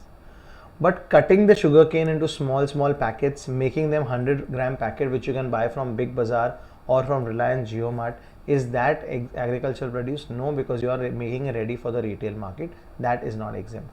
So it's very logical, guys. You don't have to buy heart much. Just remember these some small things before we start this. All right. First up, any primary operation and any secondary operation, both, yes, but both should happen around this or on this land only. Relating to cultivation of food grains, fruits and vegetables. Guys, so if you're cultivating any fruits, vegetables or any food grains, all that will be exempt. And also any life forms. Like if you have cows here, if you have some, so from cows, guys, can you have animal husbandry? Yes. From silkworms, can you have sericulture? All of that will be exempted, except rearing of horses. Except what, guys? Except rearing of horses. That one no, otherwise it's all okay, except rearing of horses. Next, guys, is it possible that you don't have the time to grow wheat here? You're very busy studying for CA Inter. Yes, it can be possible. So can you rent this land out? Even if you rent this land out for agricultural purposes, guys, will it still be agriculture only? Yes. So even renting of farmland for agricultural purposes, that has also been exempted. But guys, what if you rent this out for next KGF 3, for the shooting of KGF 3, then it will not be exempt, guys, then it will be taxable. T for taxable, E for exempt, that's what you will tell me, guys, whenever I ask you something. Next, guys, your agricultural produce is ready, but you want to test the agricultural produce or you want to test the soil, etc. Is that also exempt? Yes, the government doesn't want that to be expensive, so E for exempt, yes. Guys, of course, a farm, you can't work yourself, you need labor. So someone is supplying labor to you. Does the government want that to be expensive with GST? No. So that is also exempt, supply of farm labor. Besides the labor, guys, do you need machinery also? Do you need tractors, etc.? Yes. So if you rent the tractors, guys, does the government want that to be expensive? No. So supply of agri machinery on rent is exempt. But what if you buy the tractor? Unfortunately, that is taxable. It's so stupid, guys, but that's how it is. If you rent it, no tax. If you buy it, it will be taxable. Next, guys, can you see tomatoes growing here? Are they ready? Yes, they are all ready. Can you see all blue tomatoes? Yes. So they are ready. And will you plug them and then will you load them on a truck and will you warehouse it? So all of that, loading, unloading, storing, warehousing of agri produce, is this to help agri produce only, guys? So that is also exempt. Guys, will they be kept in a warehouse? And should rats be eating these tomatoes or should we be eating these tomatoes, guys? We should be eating it. So you fumigate the warehouse. What is fumigating? Fumigating basically means for rodents, pests, etc. to be keeping them away. You fumigate it. Does the government want that to be expensive? No. So even that is E for exempt. And guys, have you heard that nowadays farmers can use scientific ways of farming? Yes. So if you go and teach them scientific ways of farming, and you charge them some money, should that be subject to GST? No, because that is called Agri Extension Services. That is also not subject to GST. Very interesting, guys. Have you ever gone, please tell me yes or no, guys, and I'm hoping it should be yes. Have you ever gone to the market to buy fruits and vegetables? I have many times gone. Yes, I hope you also have gone. And when you go, guys, do you meet the farmer there? Is the farmer selling the fruits and vegetables? No, it's not the farmer. So, you know what happens is, the farmer produces it, he gives it to a marketing committee, which is by the government owned marketing committee. They are called Agricultural Produce Marketing Committee. They buy it from the farmer. So the farmer is paid by them and they sell it to some people who sell it to us. So now please tell me, is this APMC? Is this an agent? Is this someone who is an agent in the middle? Yes. Now first up, guys, will they be providing services to the farmers? Yes. On that, will there be any GST? No GST, because guys, this is very connected to agriculture. So Agricultural Produce Marketing Committee, on agricultural marketing services, no GST. But guys, what if they give other services? Then there will be GST. Only for agricultural produce marketing, there will be no GST. And I have another question which comes from registration chapter, guys. Does this agent have to be registered? As an agent is to be compulsory registered only if the principal is registered. Is the principal registered? Is the poor farmer registered? No. So will the agent have to be registered? No. Alright. Next guys, besides agriculture, what about you're doing animal husbandry? What if you're doing floriculture, horticulture? All cultures are exempt under GST guys, all cultures. So any culture is exempt under GST. What if you're doing dairy? Exempt. So all those are exempt under GST, but listen, you should be doing it and selling. Next. Guys, do you want one cow on your farm or do you want multiple cows on your farm? We want multiple cows guys, and hence we do something called artificial insemination. Basically means you make the cows etc. pregnant artificially. All that is also exempt. If someone gives you services of artificial insemination of animals, that is exempt, except horses. You know why the government doesn't like all this exemption for horses? Because horses are generally used for gambling, racing etc., and hence they are not given, the exemption is not given for horses. Very important guys.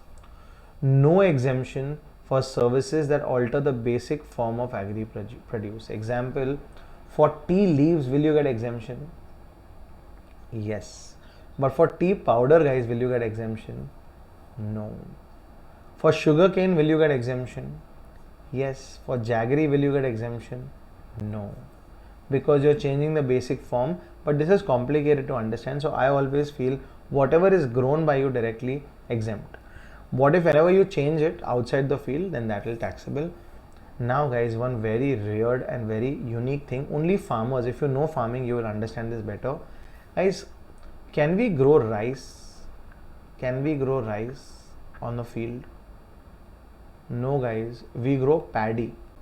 We grow something called paddy, and that paddy is then converted into rice. I hope you know this, or if you don't now, you should know this. Guys, what do you grow? Paddy. So is paddy an agricultural produce? Yes. So when paddy is converted into rice, there's a process called milling. Not important the process, but you should know that paddy when converted into rice. So is rice different? Yes. So is rice an agricultural produce? No, rice is not an agricultural produce. Excellent understanding guys. If you understood this, good job. So please understand that rice is not an agricultural produce. You might be very surprised with this. Even I was when I heard this the first time, but paddy is agricultural produce. Alright. So I'm giving you some things. You tell me whether they are agricultural produce. Is tea agricultural produce? No. Is coffee agricultural produce? No. Is jaggery agricultural produce? No. Is processed cashews agricultural produce?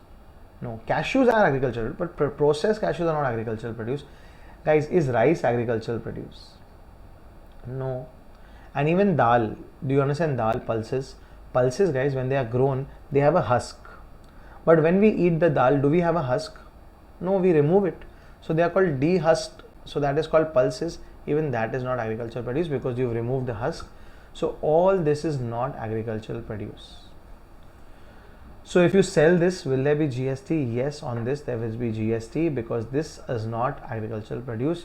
But guys, their loading, unloading, warehousing has been made exempt. Even though these are not agricultural produce, their loading, unloading, warehousing has been specifically made exempt. This is on agriculture. I is doing a quick recap. Everyone be with me and recap this. Guys, this is an agricultural land. If I grow and cultivate and sell, will it be exempt? E for exempt, T for taxable guys. Will it be exempt? Yes, E for exempt. What if I'm renting this land for agricultural purposes? Exempt. What if I'm taking some farm labor on rent?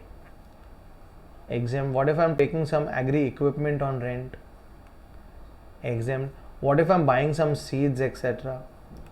Exempt. What if I'm testing my soil on this? Exempt. What if I'm loading, unloading, storing, warehousing all of this? Exempt. What if I'm converting it into some other product? Then taxable. What if I'm making it ready for retail market? Then taxable. What if an agricultural produce marketing committee is providing me services? Then exempt.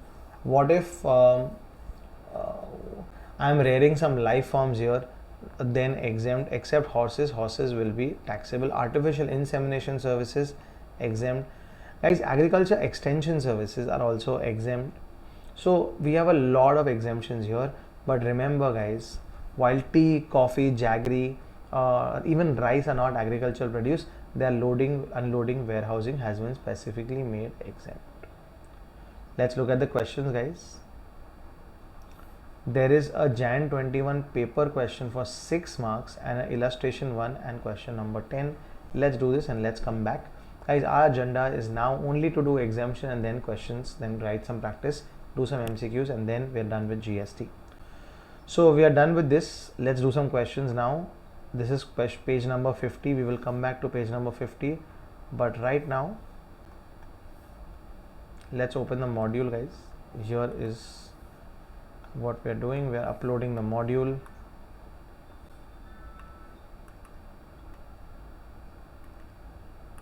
On exemptions. So exemption chapter, here we go.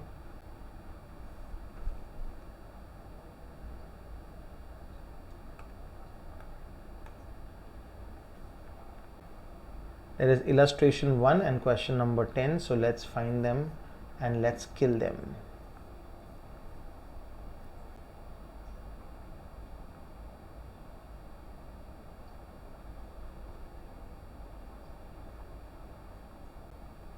Exemption module has some really good sums, guys. If we get some time, we should do some exemption illustrations also, more of them. In fact, all of them, very good illustrations. Yes, guys, this is agriculture. Let's check. On this page, there's no illustration. Let's check the next page. Yes. Mulchand has leased out to a farmer, Tulsidas, a vacant land for agriculture. The land has a greenhouse and a storage shed, which are incidental to its use for agriculture. Guys, will this be exempt? Will renting of this will be exempt? Yes, renting of this will be exempt. E for exempt, T for taxable. Let's go to the next illustration. Yes. Sukhya Das is engaged in providing following services. With the help of information given below, determine which of the services provided by Sukhya Das are exempt. E for exempt, T for taxable. Packaging of onions purchased from village farmers into small packets of 1 kg each in Sukhya Das's warehouse, so that the same can be sold in a nearby city mall. Taxable, excellent. Warehousing of jaggery and tea. Guys, although jaggery and tea are not agricultural produce, but their warehousing has been specifically made exempt. Renting of warehouse for storage of agricultural produce. Renting of the warehouse. Think guys. Renting of warehouse for storage of agricultural produce. Have we discussed this? No. This is taxable.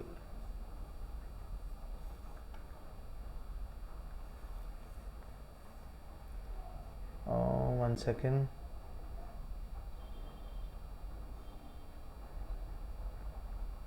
So warehousing, service of warehousing is exempt, guys, but renting is not exempt. Let me explain the difference, guys. Very good question here. See, ICI comes up with amazing illustrations. Here it is, guys. I am the owner of a warehouse and I am giving you services to store your wheat, tomatoes, etc. in my warehouse. Will I charge you money? Yes. Will this be exempt? Yes, this is exempt. But what if someone is giving me this land and they are charging me rent? Then that is taxable. So I hope you are understanding the difference between the two. This is not warehousing services. I'll read again. Renting of warehouse for storage of agricultural produce. You are giving someone a warehouse so that that can be used for storage of agricultural produce. So this one is taxable. Slightly complicated, guys. I hope you got this. Guys, this is what differentiates for someone who clears the exam from someone who doesn't. When questions like these come in the exams, most people will be perplexed and puzzled as to what happened, but some people would have done the module, especially illustration and questions. You should do. And looking at question number 1 or 10, something like that here at the end.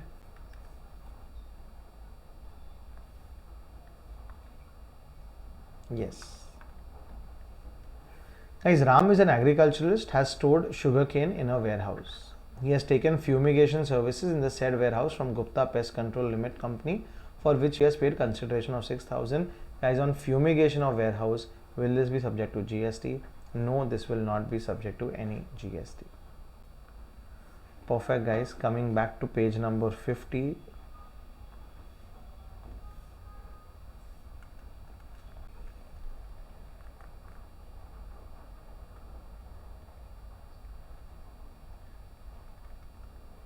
All right.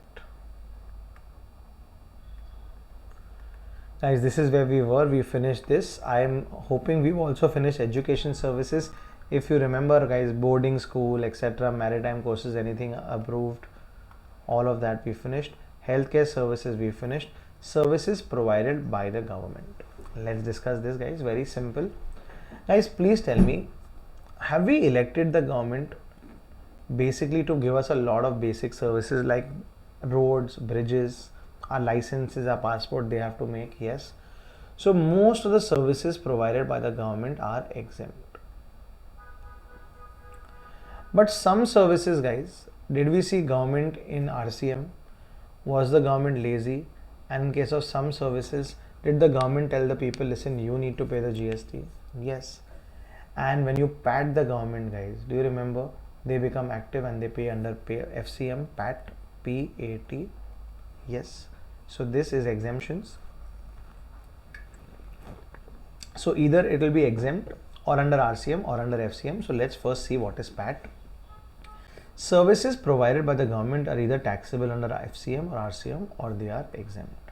First, what is PAT? PAT is postal services.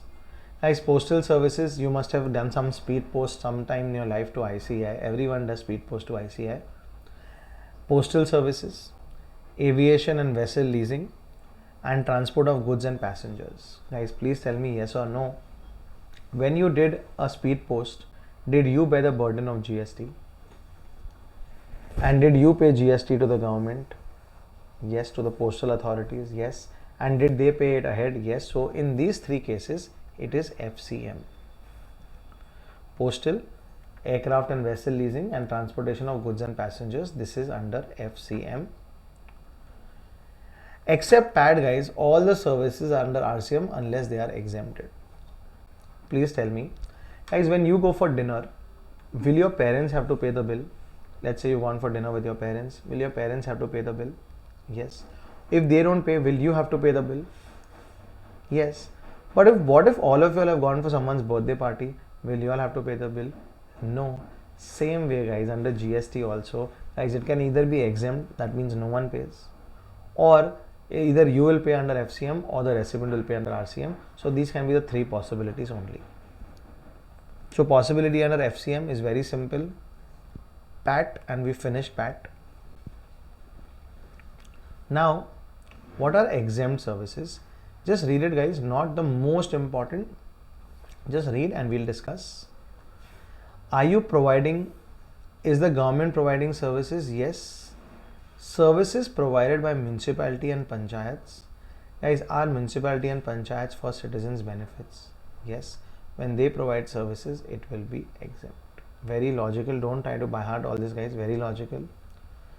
Services provided by the government to each other. Guys, if government provides services to each other, will they collect GST? No. What's the point? And hence that is exempt. Service of old age home. Guys, this we've also done in charitable, and I told you that old age home can also be run by the government. If the old age home is run by the government and they are charging up to 25,000, even that is exempt.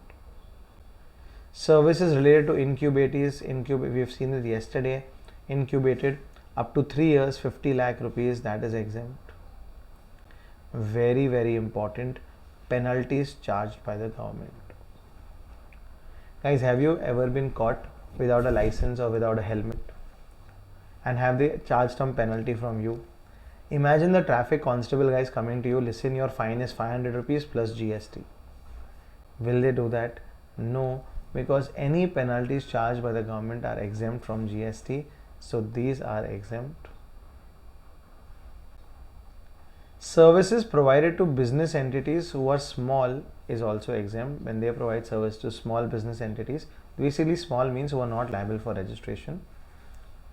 And services to big business entities up to 5,000 rupees of value is also exempt. So guys, I am going to repeat, with your answers here. Guys, the municipality has provided some services. Will they be exempt? Yes. The government has provided some services of PAT. Will they be exempt? No, they will be taxable and taxable under FCM. The government has provided services to big business entities. Will it be taxable? Yes, taxable under RCM. We've already seen this. But if they charge some penalties, will it be exempt? Yes. If they are given services from one government to the other government, is it exempt? Incubators, is it exempt? Old age home, is it exempt? Yes. So some of these are exempt, which you have to keep in mind here.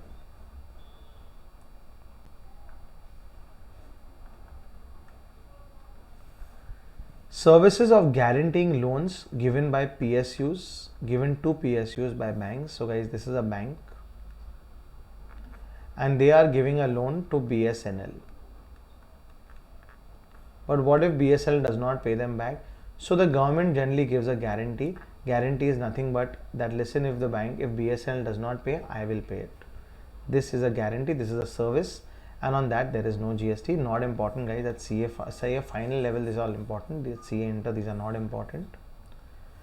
Guys, do you have a driving license, a passport, a birth certificate, etc.? Do you have to pay the government for this? Yes, but they will not charge you a GST because it's their job to do this. And in postal, guys, postal services are taxable, but basic mail services, money order, saving and pension are not. Let me explain this. This could be exam question.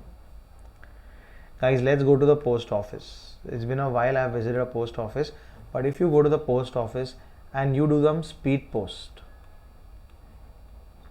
is it taxable? Yes. Other services like insurance, etc. are also taxable, yes, but there are some which are exempt. Please tell me, guys, do you remember the basic mail service where you send it today and someone will receive the mail after 10-15 days? That is so slow, that is exempt. And everything around money, like money order, pension, you can have a saving account also in the post office. This is exempt. So please by heart this. This could be an exam question. This could be a difference between you giving the next attempt again or not giving the next attempt again. I repeat, postal services are generally taxable. In the post office, you can do speed post, taxable, insurance, taxable, mutual funds, you can buy, all taxable except basic mail, which is a slow mail. I call it the snail mail, that is exempt. And money order, pension, saving account is exempt.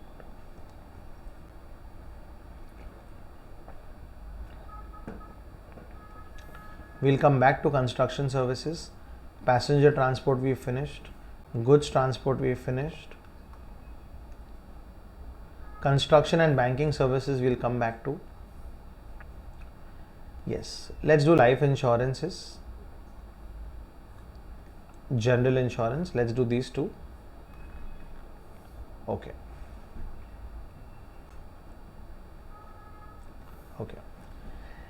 Guys, when you watch a movie or when you watch TV, you will always see an Akshay Kumar coming and saying that, listen, buy life insurance from Policy Bazaar. So insurance are of two types. One is life insurance. If something happens to you, unfortunately, but good thing is you insured yourself, so your family will get money. And one is general insurance. General insurance, a best example is health insurance, or guys, does your bike have an insurance? That is general insurance. And in India, it is so funny. Please tell me, guys, is bike insurance compulsory? Please tell me, guys, is your bike supposed to be compulsory insured? Yes. Is car insurance compulsory? Yes. But human insurance is not compulsory. That's the sad state of affairs in India. That human insurance is not compulsory. Car should be insured. Anyways, coming back, insurance, it can be either life insurance or it can be general insurance. Let's first talk about life insurance. Guys, life insurance is, every life insurance is taxable. So if you listen to Akshay Kumar and you go to Policy Bazaar and you buy life insurance from HDFC Life, will you pay the insurance premium? Yes. And will you pay the GST also on that? Yes, because it is taxable, except.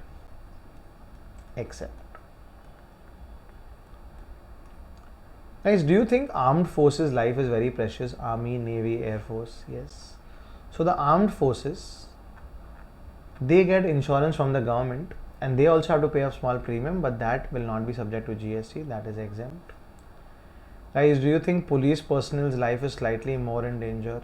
Yes. So police personnel also get insurance, life insurance from the government, that is also exempt. Any government insurance policy. Guys, do you think the government wants to make their own policies like some scheme, Prime Minister's Yojana, etc.? That will be exempt always, guys. Shortcut, I'm giving you a very good shortcut. Any government scheme, any government approved scheme will always be exempt.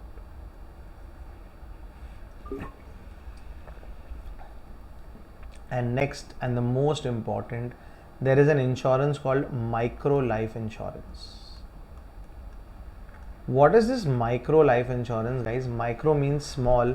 So this life insurance says that if something happens to you, your family, the sum assured to your family is maximum 2 lakhs. Is this a small insurance, guys? Yes. So hence government has exempted this so that everyone can at least buy this kind of insurance. So let me repeat. Guys, insurance is life insurance or general insurance.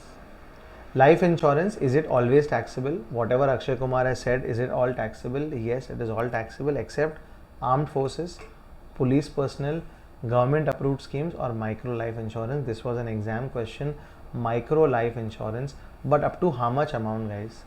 2 lakh. In the exam, it was that you have issued micro life insurance for 2.5 lakh, guys. Will it be taxable? Yes, it will be taxable. And now coming to general insurance, guys, your bike, your car, your health insurance, your house insurance, all of that is also taxable. Except, and you will guess the exceptions, guys. I'm telling you and you tell me, are they exempt? Guys, any government scheme, exempt. Any needy people scheme like women tribal insurance, exempt. Cattle insurance, exempt. Well insurance, exempt. Coconut palm tree insurance, exempt. So these are all needy people, needy sectors, guys. So their insurance, they will pay a premium, but that will be exempt from GST. But only one thing is slightly tricky here, guys. Guys, when you export your goods, there is an uncertainty. What if that other person does not pay? So there is something called export credit guarantee insurance. Export credit guarantee, that means if you export and that guy does not pay you, then this insurance will pay you. This sounds like it's taxable, but this one is exempt. Guys, quickly checking this. Unfortunately, because I started this session late, the other session is already queued up. So what we will do is now in 1 minute, I will end this session and I will start the next session. So you can just log out or so you can just start the next session also. So just quickly recapping this, guys, everyone participate. General insurance is also taxable. Yes, it is also taxable, except any government approved schemes, exempt. Hut insurance, cattle insurance, palm tree insurance, seed insurance, farm insurance, all that is exempt. And export credit guarantee scheme, that sounds like taxable, but that is also exempt. Guys, when I see you in the next session, in about 5 minutes, you can log into the next session. We'll just take a 5-minute break. We'll log into the next session. And in that, we will complete exemptions and we will also solve, I'll show you how to practice GST questions in writing. And don't worry, we've got this and we'll also solve some MCQs.